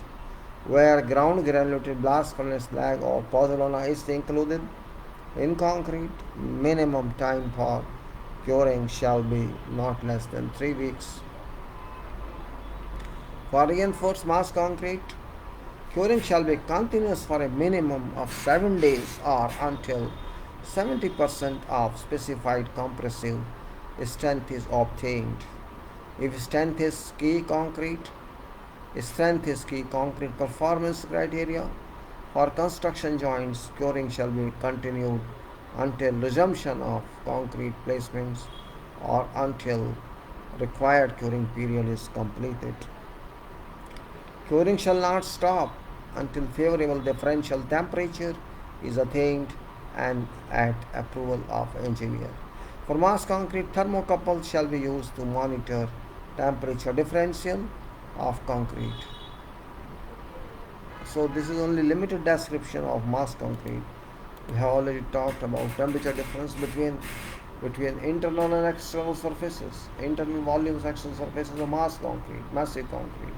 And we have talked differences, means a lot of differences there, but we are providing a thermodifferential couples, this thermometers, differential thermometer, which we have to monitor about internal temperature and external temperature. We have to see what difference comes in between the external surfaces, internal of concrete, thermal, how much, what level of thermal gradient is created, and that we have to understand very well. And that's why it's all required. Now, that we'll or talked many times down. Now we are talking of reinforcement, and that's reinforcement is coming in. Reinforcement is scope, references, submittals, quality assurance, delivery, storage, and handling, reinforcing materials, reinforcing bars, welded steel wire fabric, tie wires, inspection, sampling and testing, sampling, testing, cutting and bending of reinforcement, fixing of reinforcement, general welding, mechanical splicing, bundling and splicing of bundle bars, examination, electrolytic action, cover reinforcement, forms and linings, tanking adjustments and cleaning, protective coating of reinforcement, epoxy coated reinforcing bars, handling of epoxy coated reinforcement, testing of epoxy coated reinforcement. General in this reinforcement is this path includes tension, compression, and temperature reinforcing steel, tension, compression, and temperature reinforcing steel, including welded wire fabrics and epoxy coated reinforcing.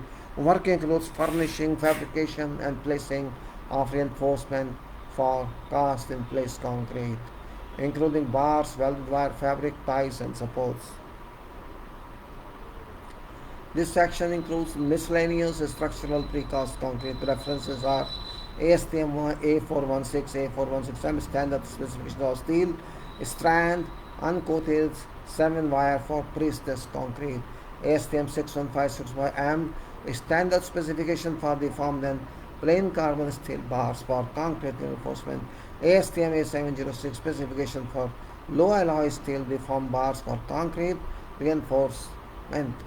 Standards ASTM for A881, A881M, standard specification for steel wire, deformed stress relief or low relaxation for pre-stressed concrete railroad ties.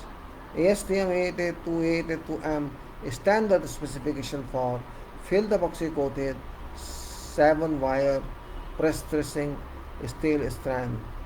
ASTM 95595 5A9M 14 is standard specification for deformed and plain steel bars for concrete reinforcement, and before it was ASTM A882. A882M standard specification for filled epoxy coated 7 wire pre-stressing steel strand, and ASTM AG1022 A1022M 14A standard specification for deformed and plain stainless steel wire and welded wire for concrete reinforcement. Okay.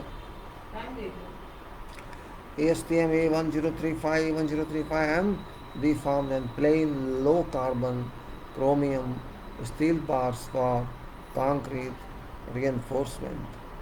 BS 4449 2005 specification for carbon steel bars for reinforcement of concrete. BS 4482 2005 specification cold reduced steel wire for reinforcement of concrete. BS 4483 2005 steel fabric for reinforcement of concrete, and BS 5896 specification for high tensile steel wire and strand for pre-stressing of concrete. BS 8666 specification for scheduling, dimensioning, bending and cutting off steel reinforcement of concrete. EN 1011 welding recommendation for welding of metallic materials. EN 1992-1-1 Euro 2 design of concrete structures, general rules and rules for buildings. ISO 14654 epoxy coated steel for reinforcement of concrete. ISO 14656 epoxy powder and sealing material for coating of steel for reinforcement of concrete. ISO 3766 construction drawing simplified representation of concrete reinforcement. ISO 9000 quality management system fundamentals and vocabulary. QS ISO 16935 2007 steel for reinforcement of concrete part 1 plain bars QSISO 69352 2007 steel for reinforcement of concrete path to rib bars. QSISO 6935-3 2007 steel for reinforcement of concrete part 3 welded fabric submittals.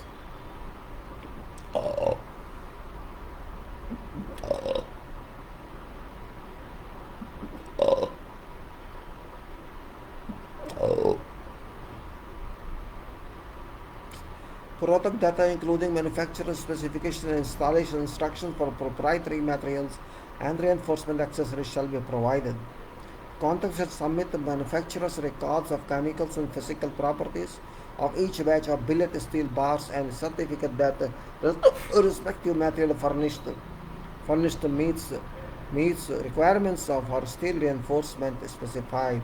Manufacturer's records shall include certificates of mill as well as analysis, tensile and bend tests of reinforcement.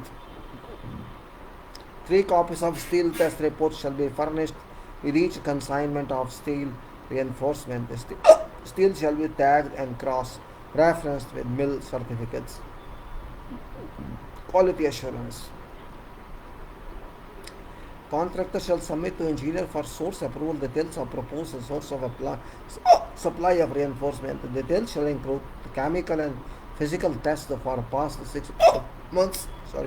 Production and the independent test results for this period. Details of quality assurance procedures including ISO 9000 certificate if held shall also be given.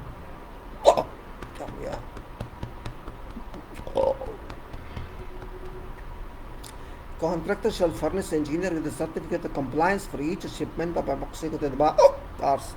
Certificate of compliance shall state that representative samples of epoxy-coated bars have been tested and that test results comply with requirements herein specified. Test results shall be retained by contractor for 7 years. 7 years. Test results shall be retained by contractor for 7 years. A complete set of test results shall also be handed to client at completion of reinforcement works and shall be made available to engineer upon request. Delivery, storage, and handling. Sorry, some disturbance in my chest.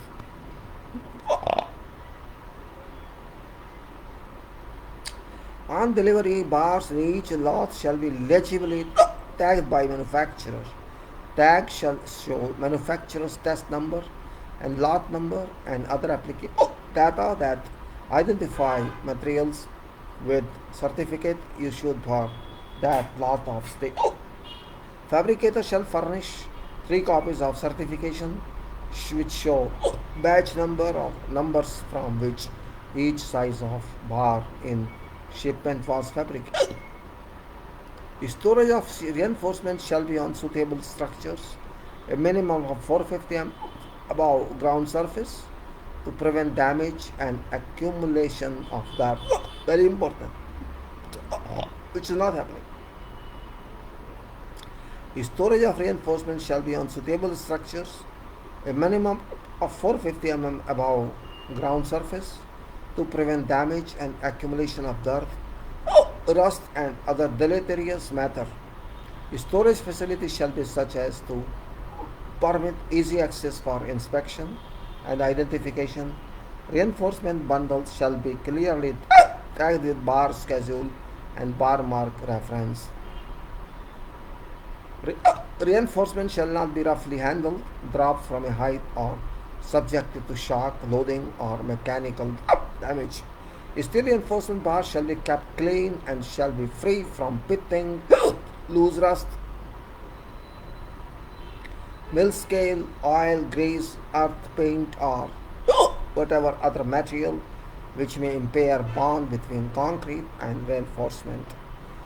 Reinforcement shall be covered to ensure protection from wind, blown dust, condensation and other deleterious materials.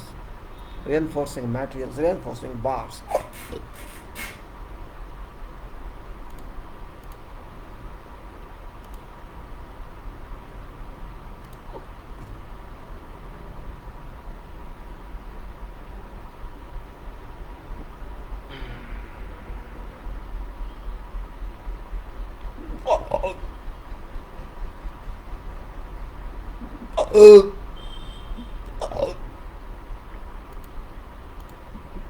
Reinforcing bars.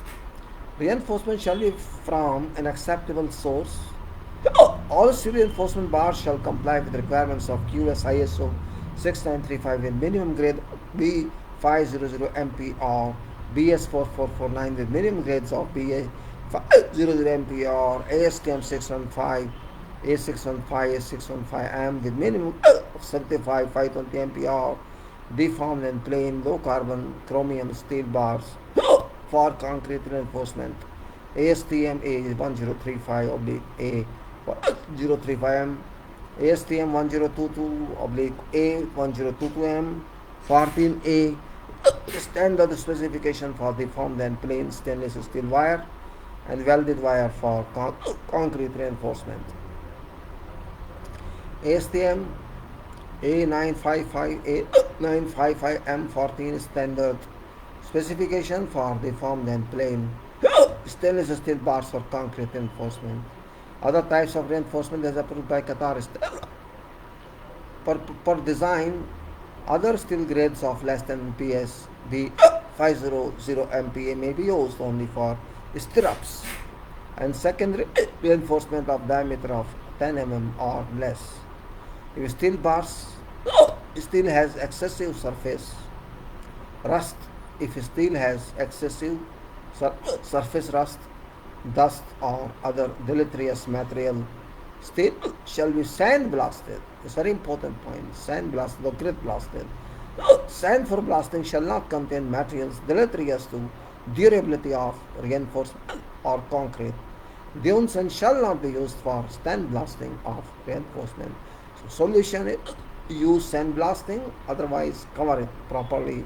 Rust or foreign materials not allowed to be on whatever deleterious materials acts on or sticks on steel shall be rejected directly. Either sandblast or do whatever you want. For extreme exposure class X5, protection measures such as epoxy coated bars, low carborundum chromium steel bars or stainless steel may be considered.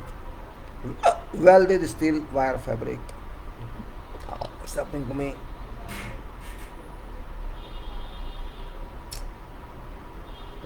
Happens sometimes.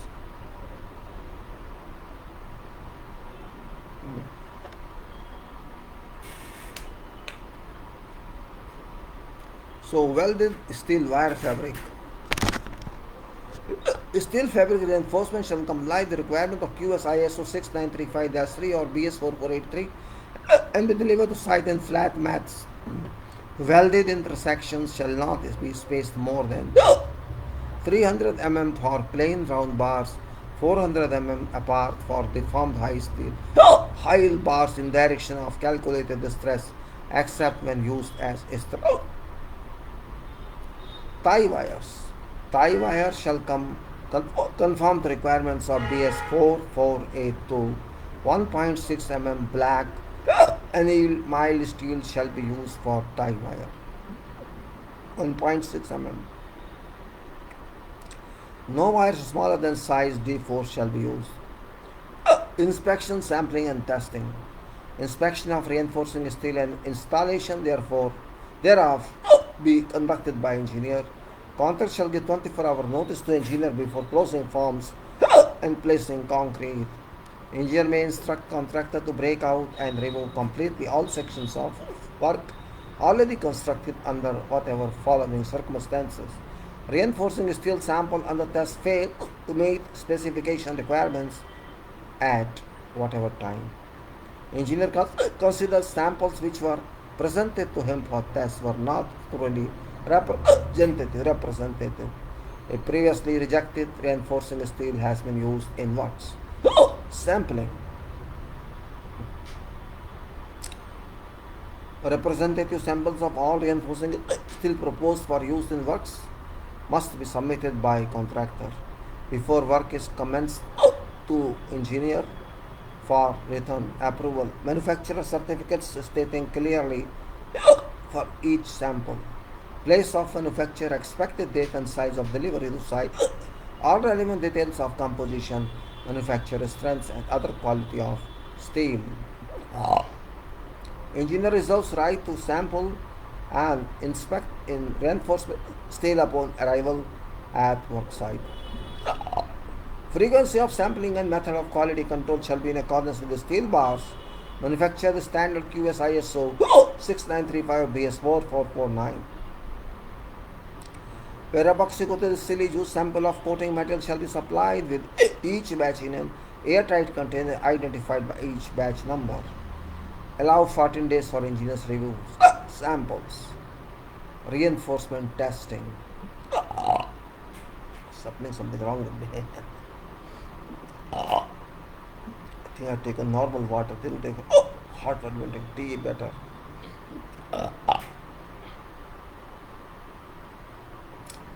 Testing. Tests shall be carried out when directed by engineer. Tests shall be carried out in accordance with QS ISO 6935 or BS4449. Following information shall be provided with each delivery of reinforcement. Elastic limit, ultimate strength, stress oblique strain curve, cross-sectional area, deformation oblique bond characteristics of bars. Elastic limit, ultimate strength, stress oblique strain curve, cross-sectional area, deformation oblique bond characteristics of deformed bars. Contract shall allow dimensions. Contract shall allow for dimensions and weight measurements, tensile bend and or rebend tests at ounce cost for each size of bar to be used in concrete construction. Test results for each bar size shall be submitted to engineer 3 weeks before concrete work commences on site. Full testing shall be required if source of supply of reinforcement changes, in which case cost of such extra testing shall be borne by contractor. When test results do not conform to the relevant standard, reinforcement steel shall be removed from site and all costs resulting therefrom be borne by contractor. Cutting and bending of reinforcement.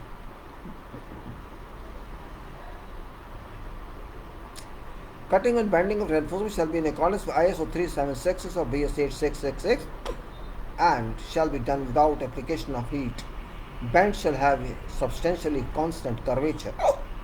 For epoxy coated steel, provisions of class 1161 of this part shall apply. Steel bars manufactured according to approved ASTM standard shall be bent according to same standard. Reinforcement shall not be straightened or rebent. Reinforcement shall not be straightened or rebent without approval of engineer. If permission is given to bend projecting reinforcement, care shall be taken not to damage concrete and to ensure that radius is not less than minimum specified in ISO 3766 or BS 8666. Fixing of reinforcement. All reinforcement shall be securely and accurately fixed in position shown on drawings.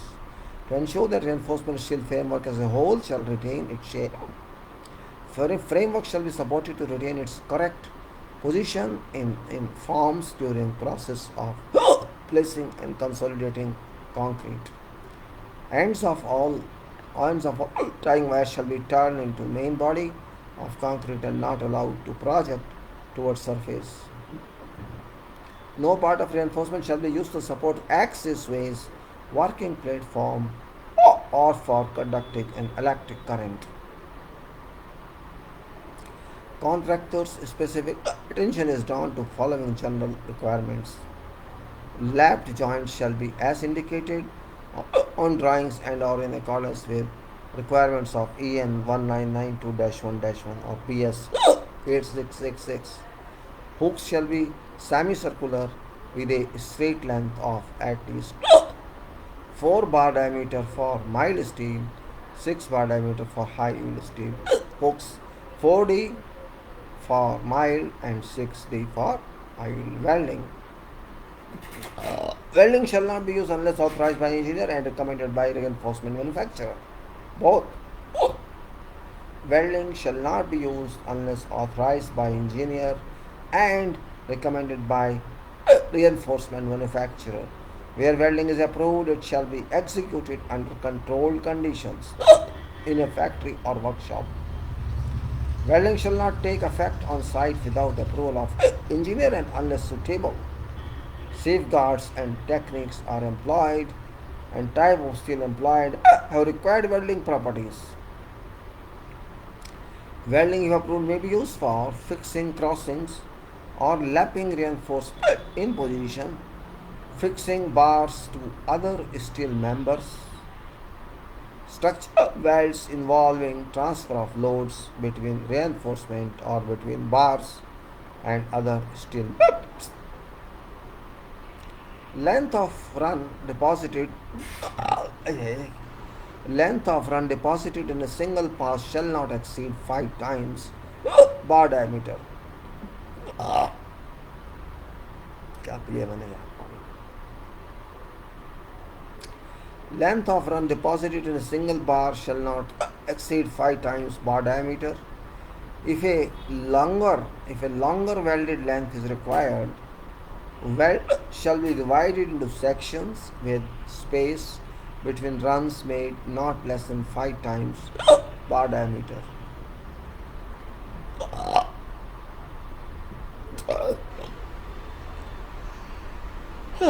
Butt welds shall be formed by flash butt welding or metal arc welding. Other methods may be approved subject to their satisfactory performance in trial joints. Metal arc welding or electrical resistance welding may be used for fixing suitable steels or for lap joints. Flash butt welding shall be executed with correct combination of flashing, heating, offsetting and annealing, using only machines which automatically control this cycle of operations. Metal arc welding shall comply with EN 1011 and recommendations of reinforcement manufacturer. Welded joints shall not be made at bends or in reinforcement. Joints in parallel bars of principal reinforcement shall be staggered unless otherwise approved. Distance between staggered joints shall be not less than end anchorage length joints. Weldable reinforcement where shown on drawings shall conform to ASTM A06. Mechanical splices. Mechanical splices.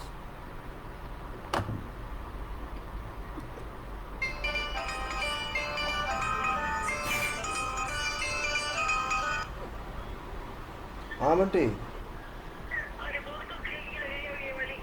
कोई problem नहीं है इसमें. तो मतलब कोई क्या करें फिर.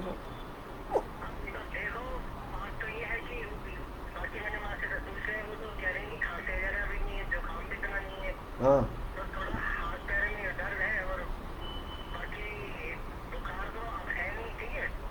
हाँ बुक हाँ हाँ हाँ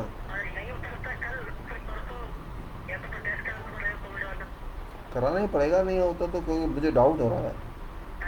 मुझे डाउट हो रहा है कि पहले भी इसको हुआ था बंटी. मेरे एक्सीडेंट से पहले भी हुआ था इसको. पता नहीं एग्जैक्ट तो मुझे याद नहीं. मैं दवाई लाया था उसकी, इसने लिख के दी थी डॉक्टर वंदना ने. तो कह रही थी अगर ये 2-3 इसको बुखार हो जाता है तो जरूर टेस्ट करा लेना कोविड का. वो कह रही थी वो. देख लेते हैं कल जैसे तू करे एक दिन वेट कर लेते हैं. 1-2 दिन वेट कर लेते हैं. उसमें कोई ऐसा वो नहीं है. नहीं तो टेस्ट तो कराना ही पड़ेगा इसका. अगर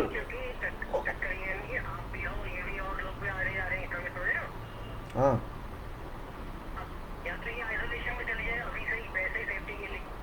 तो आइसोलेशन कमरा है ना इसके, चली जाए कमरे में. नीचे इसका अपना कमरा है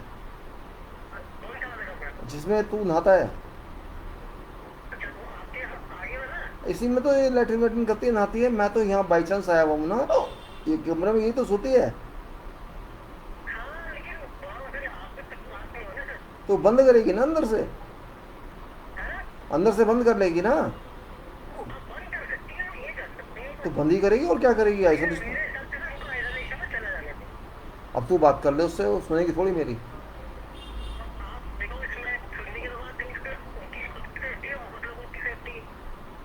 भाई मैं कह रहा हूँ ना, आइसोलेशन में जाएगी तो फिर ये है कि अभी तो अटेंडेंट भी है, वो देख भी लेगा। और दवाई वाई तो देनी पड़ती है ना। हेलो, कट गया।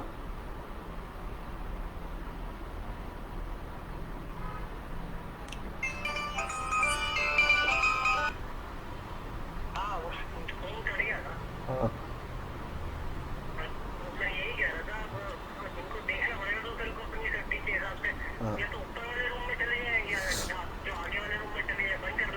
नहीं, ऊपर वाले में तो कहाँ लैट्रिन कहाँ जाएगी ऊपर वाले में। लैट्रिन तो नहीं है ना ऊपर, कोई लैट्रिन जिसकी ये यूरोप में भी आती है, वेस्ट में आती है, ये ऊपर वेस्ट वाली है ही नहीं। तो यही एक है। खाना तो अभी उसको बुला रहे हैं, वो जो आती है ना साफ कर रहे हैं, क्या प्रोमिला मोटी। कल रात को तो उसी ने बनाया था, अभी भी पता नहीं किसको कहा है, इसने मालूम नहीं। वही बनाएगी, दिन में तो बना के गई थी।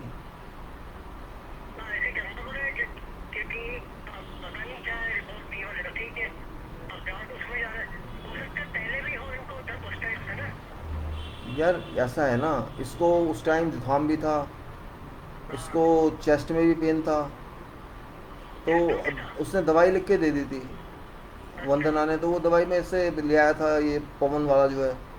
उसने कहा था अगर एक आध दिन में बुखार इसको आ जाता है तो टेस्ट जरूर करा लेना कोविड का, क्योंकि ऐसा ही केस वहाँ पे और भी आया था हैं। अब उसको तो काफ़ी टाइम हो गया, अब उस बात को तो काफ़ी टाइम हो गया।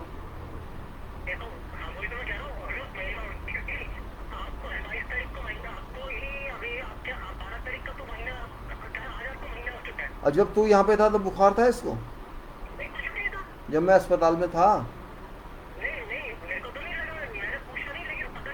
तो अब ये भी तो हो सकता है ना बंटी, इसको एग्जर्शन से हो गया हो।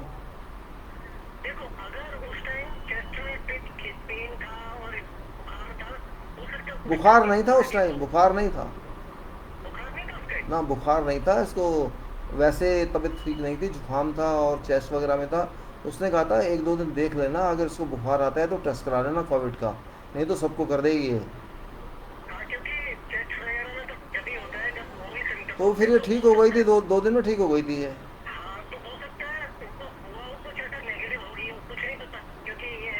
हाँ तो अब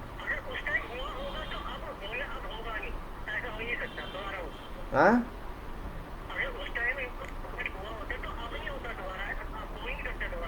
अब वही कह रहा हूँ ना, उसको उस टाइम बुखार नहीं हुआ था। और मैंने पूछा था, अगले दिन भी ठीक हो गई थी, ये तो काम कर रही थी सारा।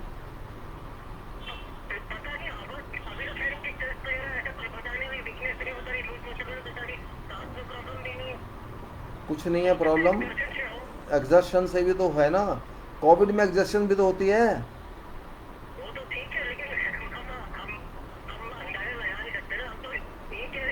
तो यार कितने में टेस्ट होएगा, तो टेस्ट करा ही लेते हैं, बात खत्म, बहम क्यों रखें। अब पता नहीं इसका वर्थ है कल, शायद क्या है वर्थ में, तो कैसे करेगा टेस्ट। अब वो तो कॉम्प्रोमाइज़ नहीं कर सकते ना, वो तो कहने का कोई फ़ायदा नहीं है। कल काय का वर्त है इसका, तो परसों परसों करा लेगी, कभी और करा लेगी। हाँ, अबे कल तो इसका वर्त है, तो ये वैसे ही बिजी रहेगी, कहाँ से टेस्ट होएगा।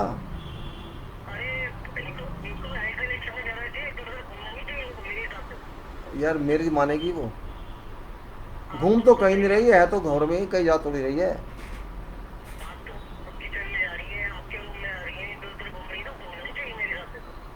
अब भैया ऐसा है, यहाँ मेरा दिमाग हो रहा है ख़राब इसके चक्कर में, ये सुनती ही नहीं किसी की। दवाई भी बड़ी मुश्किल से लेती है। अभी ये बस रोटी के बुला लिया, इतना ही बहुत है, उसने रोटी के लिए खुद ही बुला लिया उसको, नहीं तो वो। तो मैं वही कह रहा हूँ ना, तो कल तो वैसे मतलब ही नहीं, कल तो उसका वर्त है कि टेस्ट करने का फ़ायदा भी नहीं है। हाँ हाँ। हाँ तो परसों को तो करा लेंगे, देख लेंगे। हाँ वो तो खैर क्योंकि अगर कुछ ऐसा निकलता है तो फिर वो मेडिसिन शुरू हो जाएगा, यही होना चाहिए। हाँ, वो तो फिर भी बाकी तो 2 हफ्ते तो लगने ही लगने हैं। डॉक्टर तो लगेगा, तो मुझे पता वो तो है। लगने ही लग रहे हैं, 2 बल्कि 3 लगेंगे, 2 भी नहीं लगेंगे। दो से क्या बल्कि तीन ही लगते हैं, दो हाँ तो कहने की बात होती है। हाँ।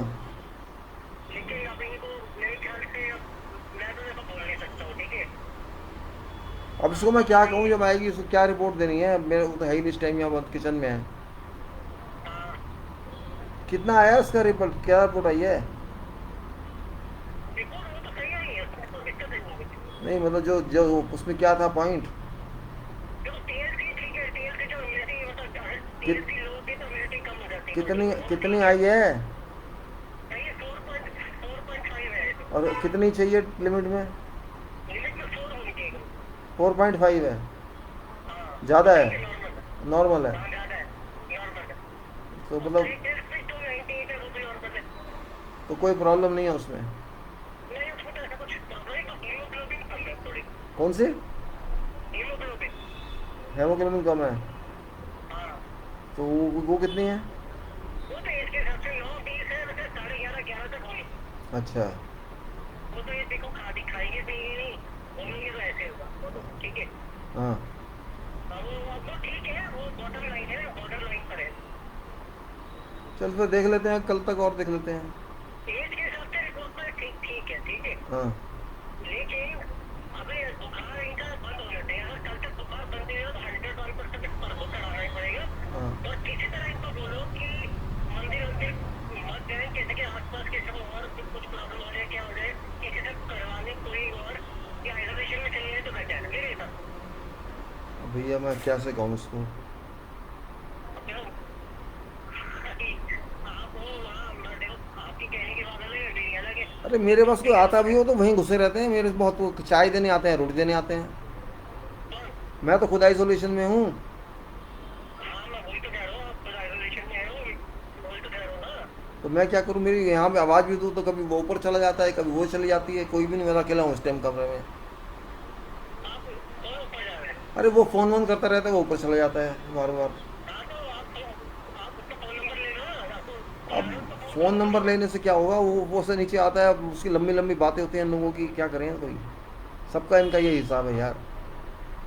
अच्छा ये क्या बोलते हैं इसका, वो जिसने रखा है ना इसका उसका क्या नाम है, डॉक्टर क्या नाम है उसका एग्जैक्टली, सतीश। हाँ।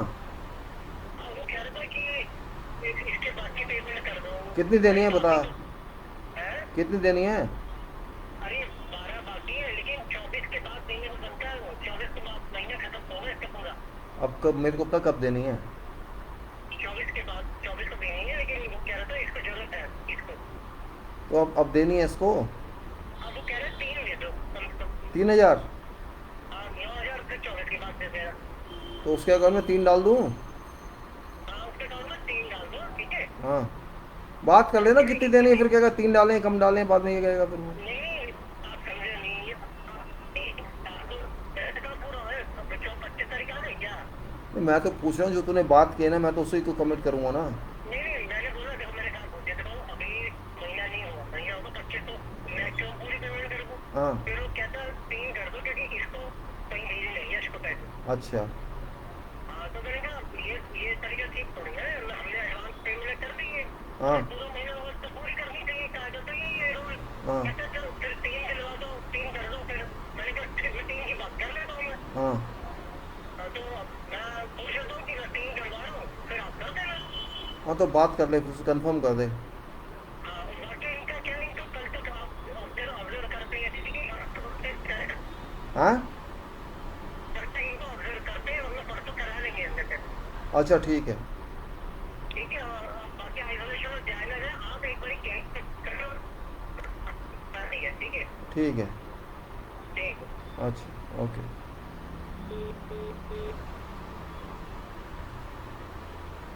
सॉरी माय डियर फ्रेंड्स, क्या करूँ, फ़ोन आते रहते हैं बीच में, ज़रूरी भी होते हैं।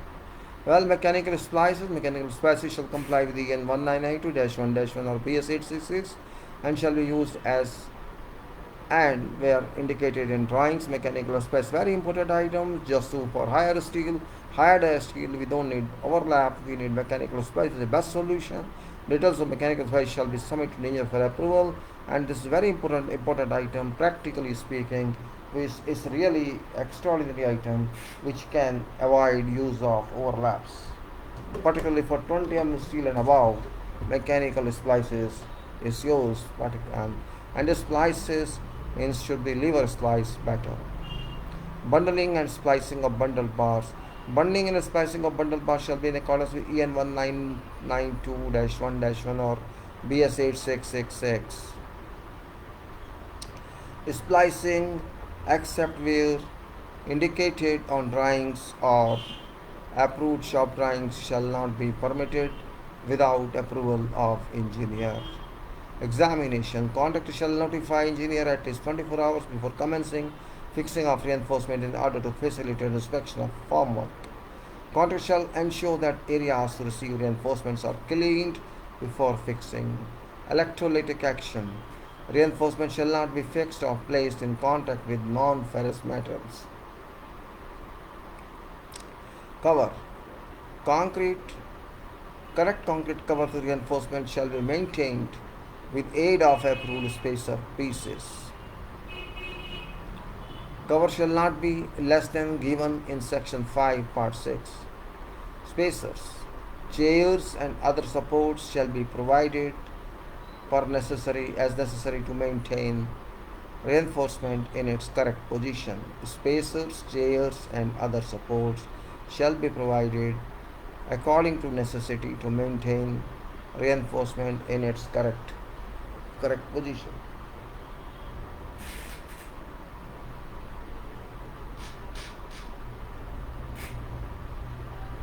In member where nominal cover is mentioned,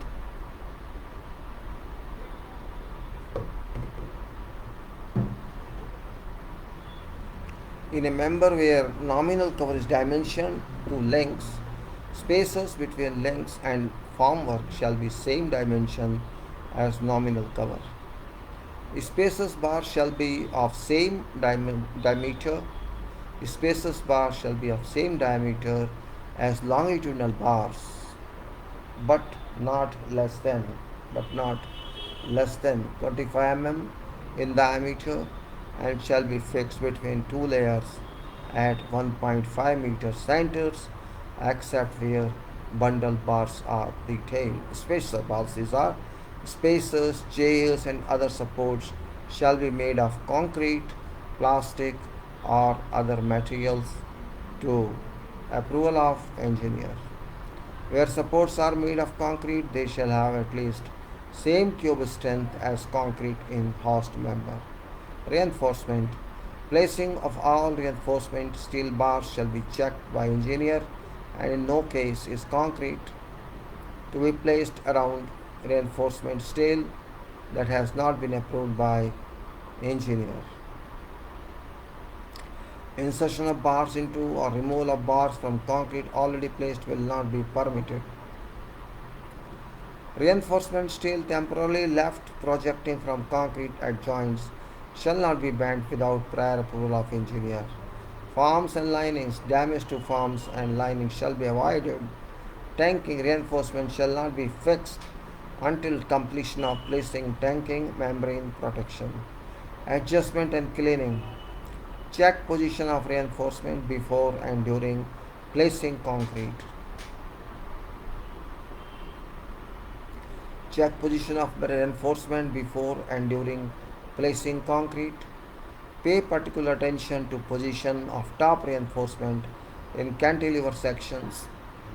Ensure that reinforcement is clean and free from corrosive putting. Ensure that reinforcement is clean and free from corrosive pitting, loose thrust, loose mill, scale, oil and other substances which may adversely affect reinforcement, concrete or bond between two. Protect projecting reinforcement from weather where rust staining of exposed concrete surfaces may occur. At time of concreting, all reinforcement steel shall have been thoroughly cleaned and freed from all mud, oil, or whatever other coatings that might destroy or reduce bond. Clean all set and partially set concrete which may have been deposited thereon during placing of previous lift of concrete. All uncoated truss bars shall be again sandblasted and pressure washed.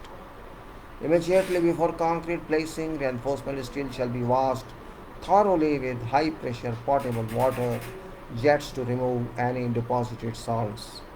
Protective coating to reinforcement. All, all foregoing clauses of this part apply equally to epoxy coated reinforcing bars. Epoxy coated reinforcing bars. Reinforcing steel which are to be coated shall be free of scabs, excessive pitting, rust, grease, oil, and other surface defects detrimental to proper coating. Surface shall be prepared in accordance with ISO 14654.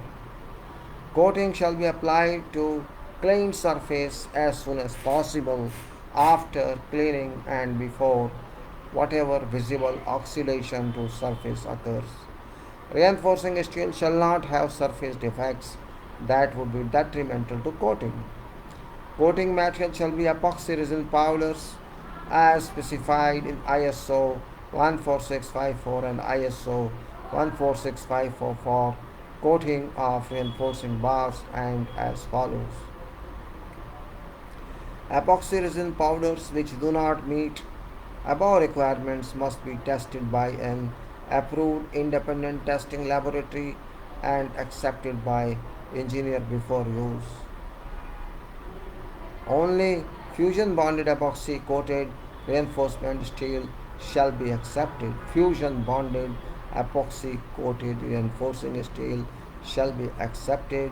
No other means of epoxy coating shall be approved, and epoxy resin powders which do not meet above requirements must be tested by approved independent testing laboratory and accepted by engineer before use. Patching materials shall be furnished by epoxy coating manufacturer compatible with coating, inert in coating, suitable for repairs to coated reinforcing bars to be made by coating applicator and contractor at project site.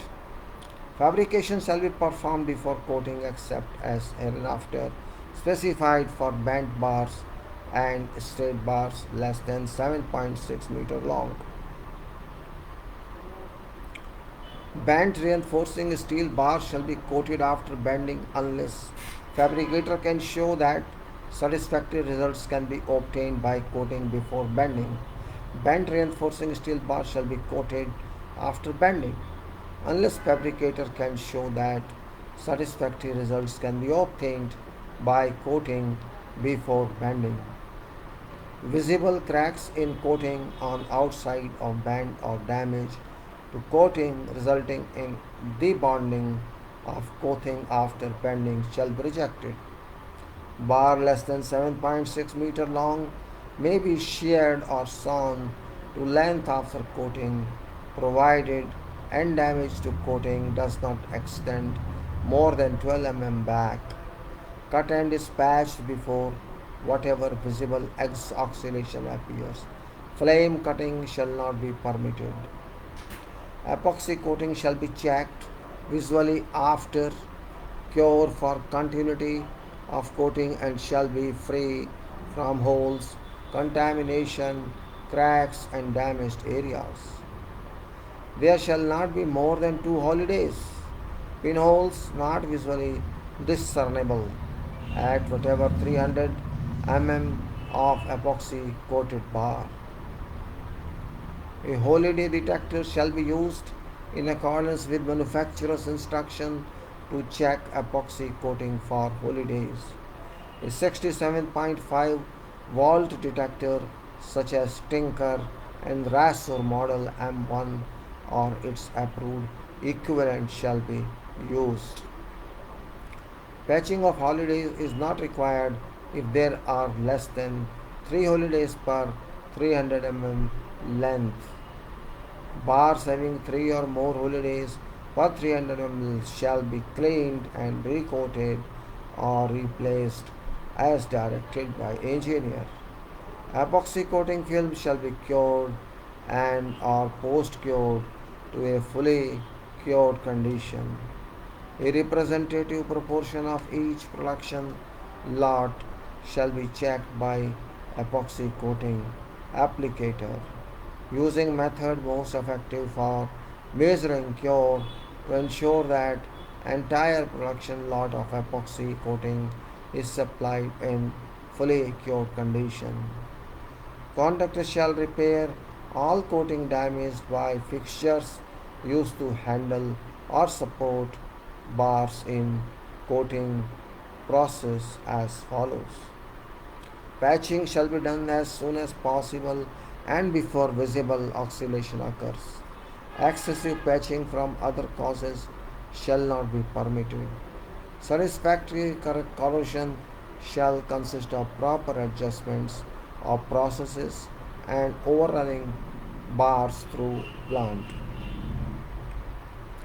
Engineer reserves right for access to epoxy coating applicators plant to witness epoxy coating processes for project work and to obtain specimens from test bars for testing desired. All chairs, wires, tie wires, and other devices used in connecting, supporting, securing, or fastening epoxy coated reinforcement steel shall be made of or coated with a dielectric material. Before reinforcement is lowered into place and before placement of concrete, coated bars shall be inspected by engineer for damage to epoxy coating. Sheared ends of bars and other areas requiring limited repair due to scars and minor defects shall be repaired using specified patching or repair materials. Handling of epoxy coated reinforcement.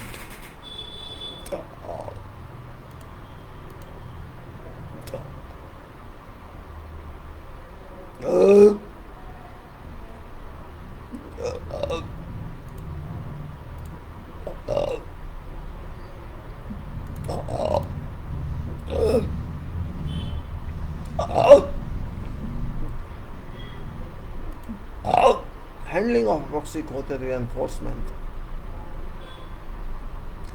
Reinforcement steel bars shall be handled and stored in a manner to prevent damage to bars or where used epoxy coating. Bars or where used epoxy coating damaged in handling or other operations shall be satisfactorily repaired at no additional cost to employer. Where epoxy coated bars are used, all handling systems shall have plastic mandrel and padded contact areas wherever possible. Where epoxy coated bars are used, all bundling bands shall be padded. All bundles shall be lifted with a strong back, multiple supports, or a platform bridge so as to prevent bar to bar abrasion from sags in bar bundle. Bars or bundles shall not be dropped or dragged. Now, during vibration, care shall be taken to ensure that epoxy coated reinforcement is not damaged by pokers. Testing of epoxy coated reinforcement. Adhesion and flexibility of epoxy coating shall be evaluated on test bars coated with each production lot.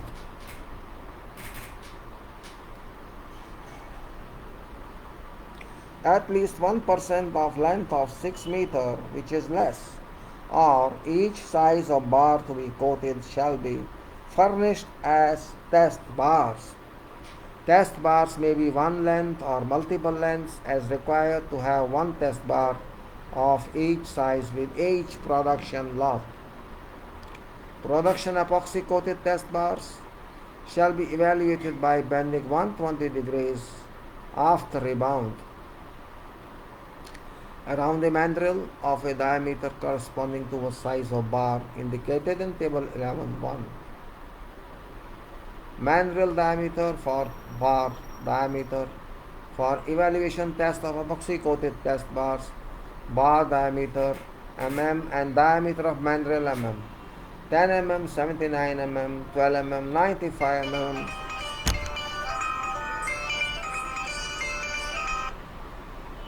हाँ हाँ, उसको 3,000 डाल दो।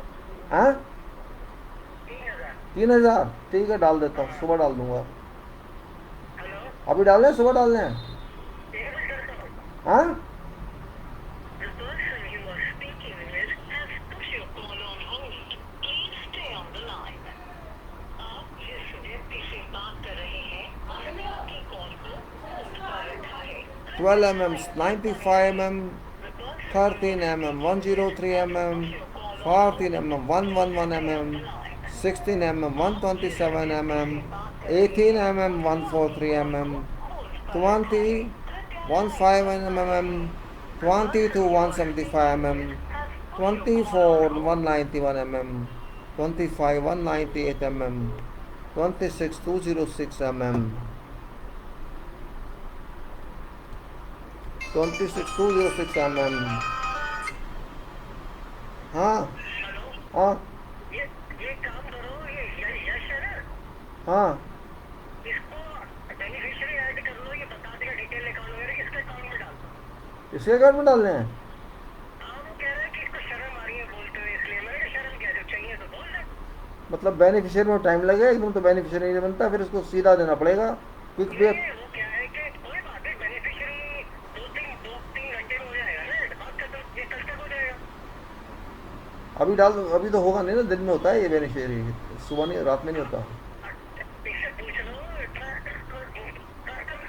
हाँ उसके account में डालोगे, सिर्फ वो इसके अकाउंट में डालेगा।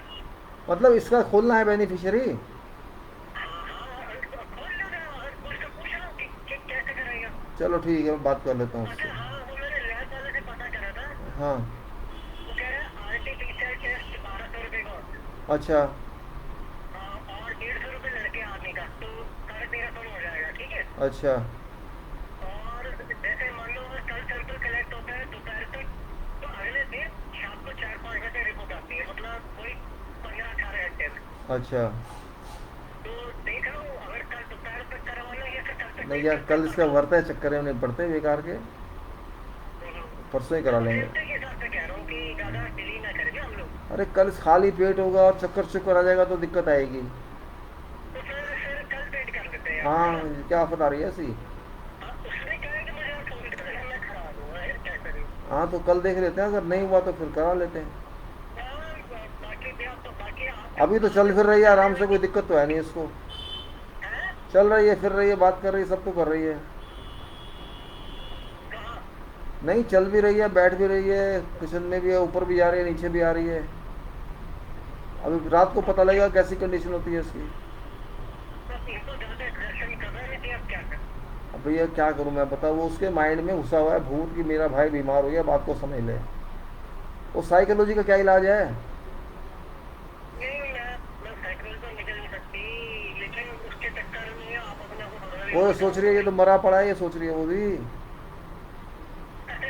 अरे यार तू बात नहीं समझता है, साइकोलॉजी का क्या करेगा? मेरी बात सुनो, इनके पैर में ना दवा कर दे, समझ रहे हो, उस पैर की वजह से इनको बुखार आ रहा है दर्द के मारे। वो सब ठीक है मैंने इनको लेकिन 10 बार समझा लिया कि काम आप लिमिट में कर लो, थोड़ा कॉम्प्रोमाइज कर लो, दिन में खा पी लो, तो ऐसे ऐसा थोड़ी है कि खाने में पीने से आपकी पूजा स्वीकार नहीं करेगा भगवान, क्या वो नहीं तू करेगा। कह रहा है ना, तो वो तो नहीं कह रही। अब देखो इसमें, देखो मैं इसमें आपको कहता हूँ, मम्मी को उसके रखते ना कुछ कर सकते, ठीक है। आपको 9 नंबर वालों को बताइए तो क्या कर सकते। तो मैं तो इसलिए कुछ कहता नहीं, मेरा कहना बेकार है, उन्हें सुनना ही नहीं है, मुझे पता है। तो फिर प्रॉब्लम दूसरों को होती है, और वो ये भी नहीं सोचते ना। तो तेरे तो बाबा क्या करोगे बताओ। कुछ नहीं कर सकते, बस बैठे रहो, भुगतते नहीं रहो। बेटे, क्या आप तो आप खुद प्रॉब्लम में हो, इनको ये सोचना चाहिए कि और घर में कोई प्रॉब्लम ना है, मैं जरा थोड़ा एडजस्ट कर लो। अरे और प्रॉब्लम है तभी तो खाना वाले को बुला लिया उसने, इतना ही बहुत है। वही तो मैं कह रहा हूँ ना।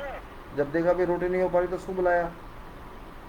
हाँ तो यानी कि तबीयत ठीक नहीं है, बात वो बात नहीं है कि हाँ यानी कि तबीयत ठीक नहीं है, वरना ये कभी ना बुलाया रोटी हाँ, वाली। तो कल ही तो था ना, कल बुलाया था, अभी दिन में बुलाया था, पता नहीं अभी आएगी नहीं आएगी, मालूम नहीं वो।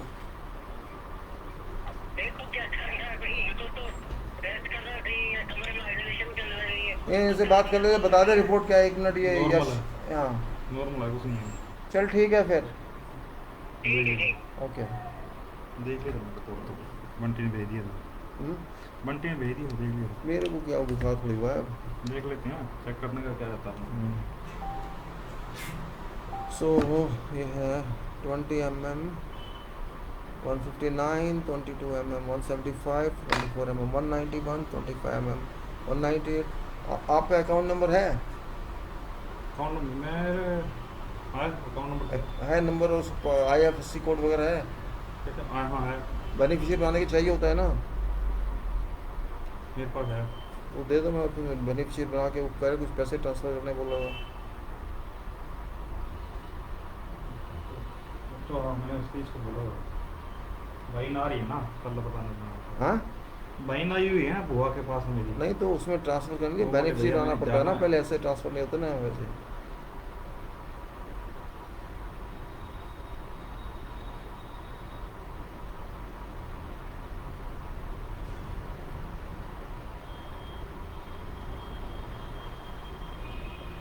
मैंने तो बोला था आ जाओ मेरे पास में, 2 रुक जा, मिल जाएगा तुम्हें मेरे को। फंक्शन था यहाँ पे बुआ जी के।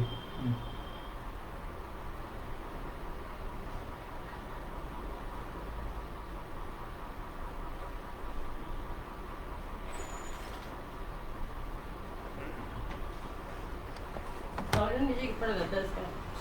रिपोर्ट तो ये नॉर्मल आई है कह रहा है। मैं तो पहले ही कह रही थी। पहले कह रही थी, पर क्यों हो रहा है फिर वो देखना पड़ेगा ना। पहले कह रही थी तो। 90, ठीक है आपको बता। अभी बुखार है कि नहीं है उसको? अभी तो 97 था। कम हो गया? हम्म, और कल देख लो फिर, कल तो उसका व्रत है रहा है। देखते हैं कल को। कल तो व्रत है इसका वैसे भी। और कल बुखार हुआ तो फिर वो देखने टेस्ट कराना पड़ेगा कोविड का। कल कल परसों आ जाएगा बंटी, देख लेंगे फिर।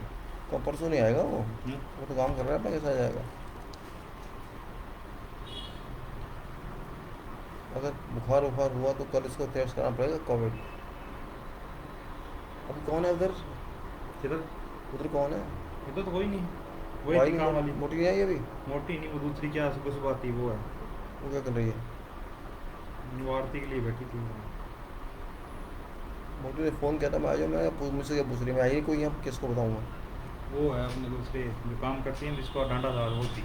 मुझे पसंद नहीं है वो, जब सुनती नहीं है बात को, वो लगाती नहीं है मुँह पे। अरे तुमका क्या मतलब है?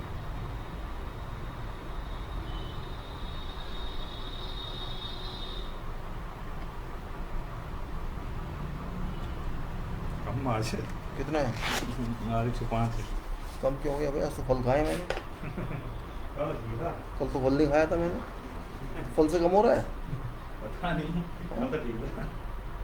फिर आज रेस्ट नहीं किया इसलिए? हम्म, आज रेस्ट नहीं किया ना। इसीलिए।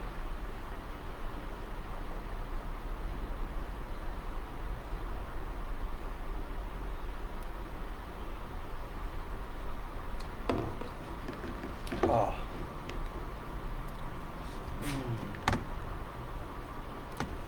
सो 24 191, 25 198, 26 206, 28 222, 38 238, 32 254, 34 270, 36 286। उसको बुलाना है कि नहीं? पूछ तो लो उससे, वो अपने आप आएगी क्या? क्या? फिर फ़ोन करने के दोबारा कहिएगी।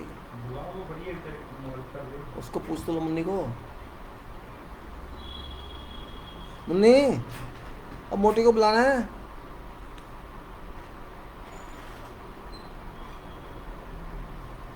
Band shall be made at uniform rate and may take up to 1 minute to complete. Band test shall be conducted at a room temperature of between 20 and 30 degrees Celsius after specimen has been exposed to room temperature for a sufficient time to ensure that it has reached thermal equilibrium. No cracking of epoxy coating shall be visible to naked eye on outside edges of bent bar.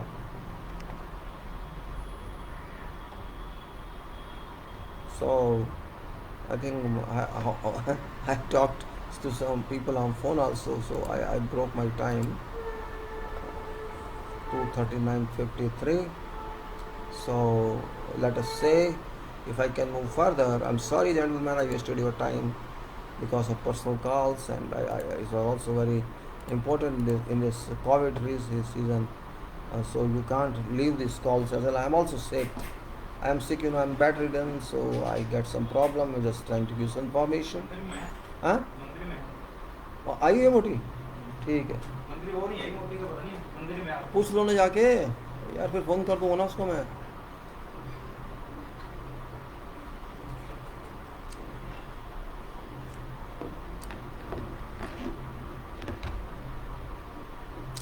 Eventually meet the uniform rate and may take up to 1 minute to complete. Bend test shall be conducted at a room temperature of between 20 to 30 degrees Celsius after specimen has been exposed to room temperature for a sufficient time to ensure that it has reached thermal equilibrium. No cracking of the coating shall be visible to naked eyes on outside edges of bent bar. Then joints later. Now I'm going to give you something. In this actually let us as generally scope references, some is quality assurance, definitions, constructed joint, general constructed joints and water retaining structures. नहीं phone करी दो, तो गा रहे हैं ना, हाँ, गा रहे हैं ना, बुलाया नहीं मैंने, फोन करी दो। पूछता हूँ से मोटी से। कुछ लेना है क्या, बिस्कुट लेऊँ क्या? नहीं नहीं रहने दो, क्या कहना छोड़ो उस टाइम।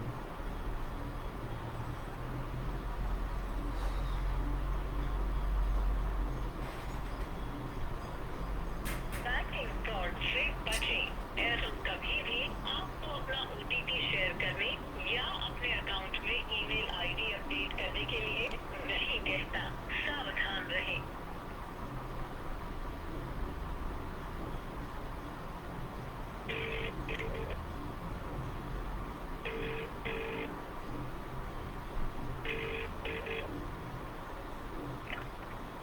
हेलो हेलो, हेलो, अरे प्रोमिला हाँ भैया, आई नहीं अब तक, अभी आ रही हूँ भैया, बस 2 मिनट में आई।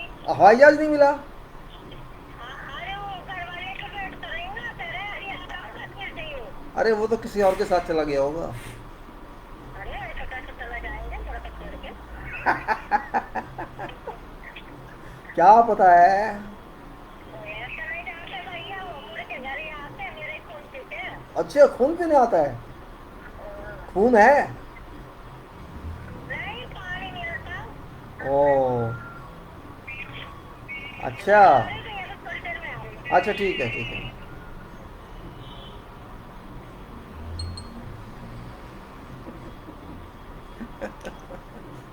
चला गया। All right, so what we say, sorry, I do times like this. Movement joint, general joint fillers, so joint sealant, slip bearing, general water stop, general water stops, butyl rubber water stops, water swelling gaskets. So this part deals with movements and construction joint, split bearings, water stops, and associated sealants and filler materials.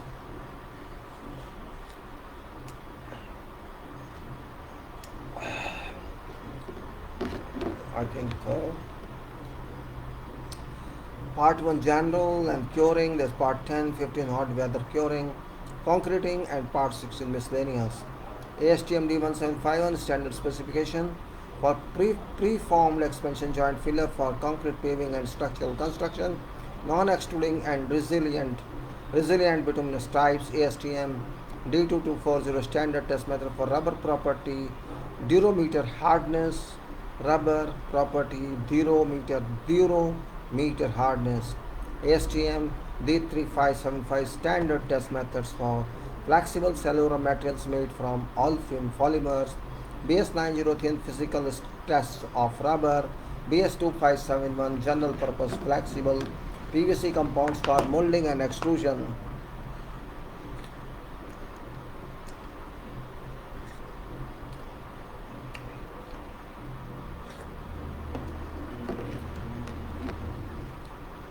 BS2782 methods of testing plastics. BS6093 design of joints and joining or in building construction. BS7164 for chemical test for raw and vulcanized rubber, BSEN 1992-3 Euro Code 2 design of concrete structures, liquid retaining and containing structures, BSEN ISO 27214 for cellular plastic, polyethylene methods of test, CRD C572 COPS of engineer specifications for polyvinyl chloride water stop, ISO 9001 quality management system requirements, submittals. Contractor shall submit for approval by engineers as practicable after acceptance of standard and not less than 3 weeks before commencement of concreting drawings showing his proposals for position of construction joints, having due regard to whatever that may be shown on contract drawings.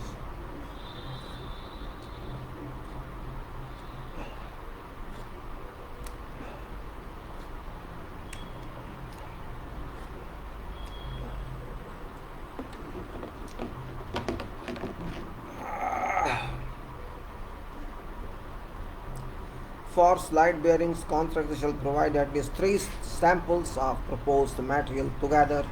This for slide bearings. Contractor shall provide at least 3 samples of proposed material together with manufacturer's technical specifications and recommendations in respect of application and performance. For slip joints, contractor shall provide at least 3 samples of materials proposed together with manufacturer's technical specifications and recommendations in respect of application and performance. There's a slide bearings and slip joints.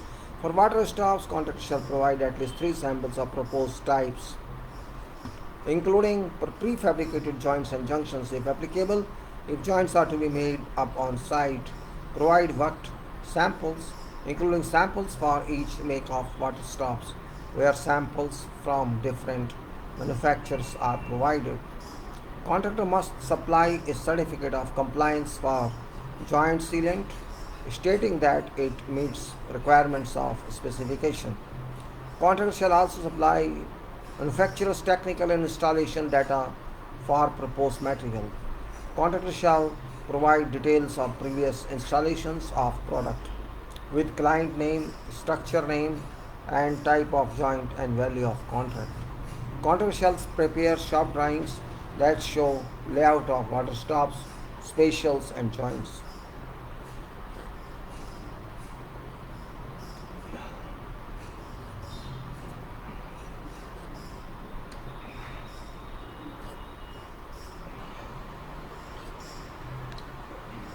Quality assurance.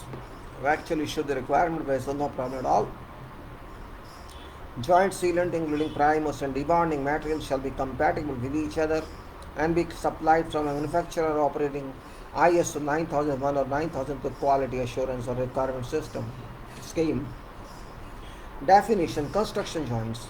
Surface where 2 successive placements of concrete meet across, which is desirable to develop and maintain bond between 2 concrete placements, and through which whatever reinforcement which may be present is not interrupted is called construction joint. Means continuation of reinforcement, and that only concrete is new one with old one, that's it. Contraction joint: formed, sawed or tooled, grooved in a concrete structure.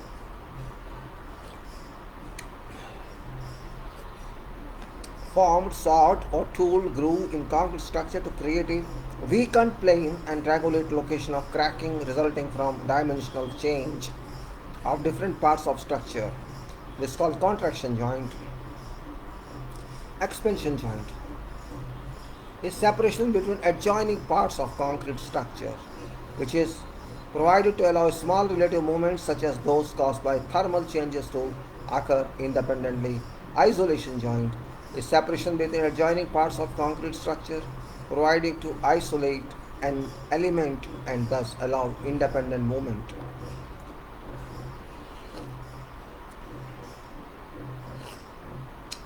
Isolation joint is separation between adjoining parts of a concrete structure, providing to isolate an element and thus allow independent movement. Joint fillers, materials that are used to fill space within movement joint during construction. They may provide support to a sealant applied subsequently. So there is construction joint, there is contraction joint, there is expansion joint, there is isolation joint, and joint fillers, in this case construction joint.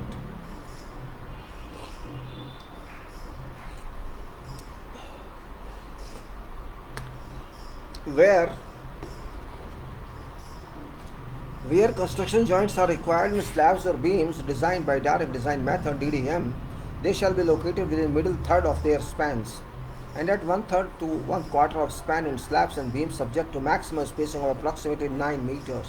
Where slabs are supported by beams, then beams and slabs shall be constructed in one operation. In all cases, vertical stop boards of a form to be approved by engineer shall be provided by at end of each section of work, which is to be concreted in one operation, and concrete shall be thoroughly compacted against these stop boards.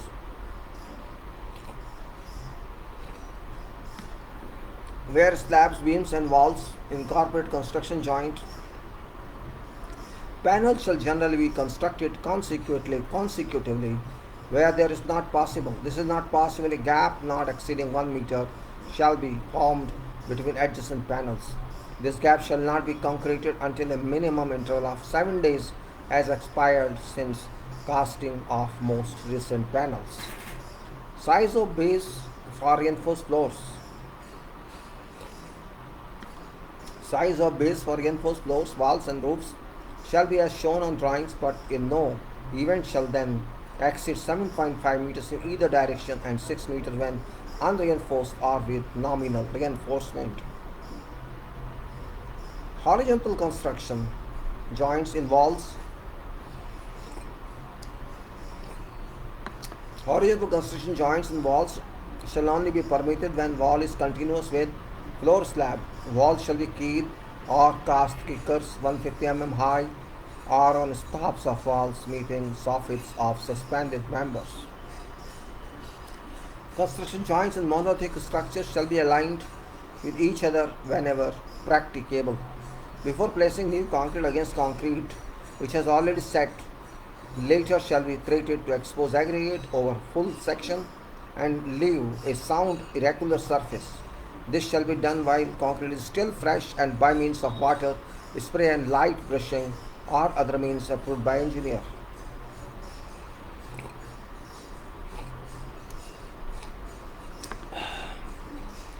Immediately before new concrete is placed, all foreign matter shall be cleaned away and surface moistened. If during course of contact it should become apparent that contractor's method of forming construction joints are not proving effective, engineer may order contractor to execute at contractor's expense such preventive measures as engineer may consider necessary to ensure watertightness of construction joints in further work. Construction joints in water retaining structures.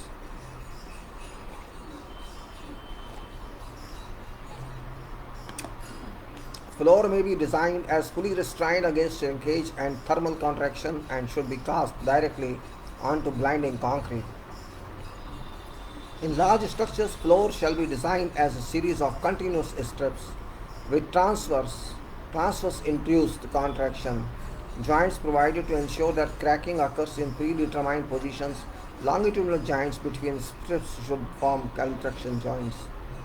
Water stops shall be incorporated into construction joints, crack-induced joints, contraction joints and expansion joints in water retaining structures.